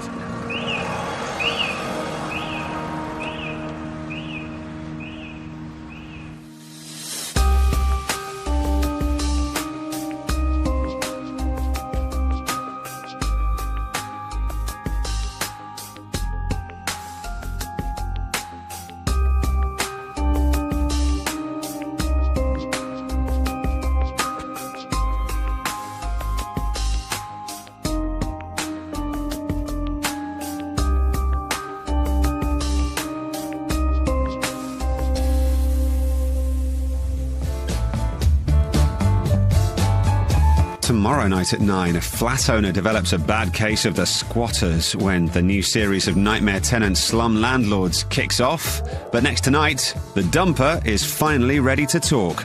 But can the dumpee handle the truth? New One Night with My Ex in just a moment.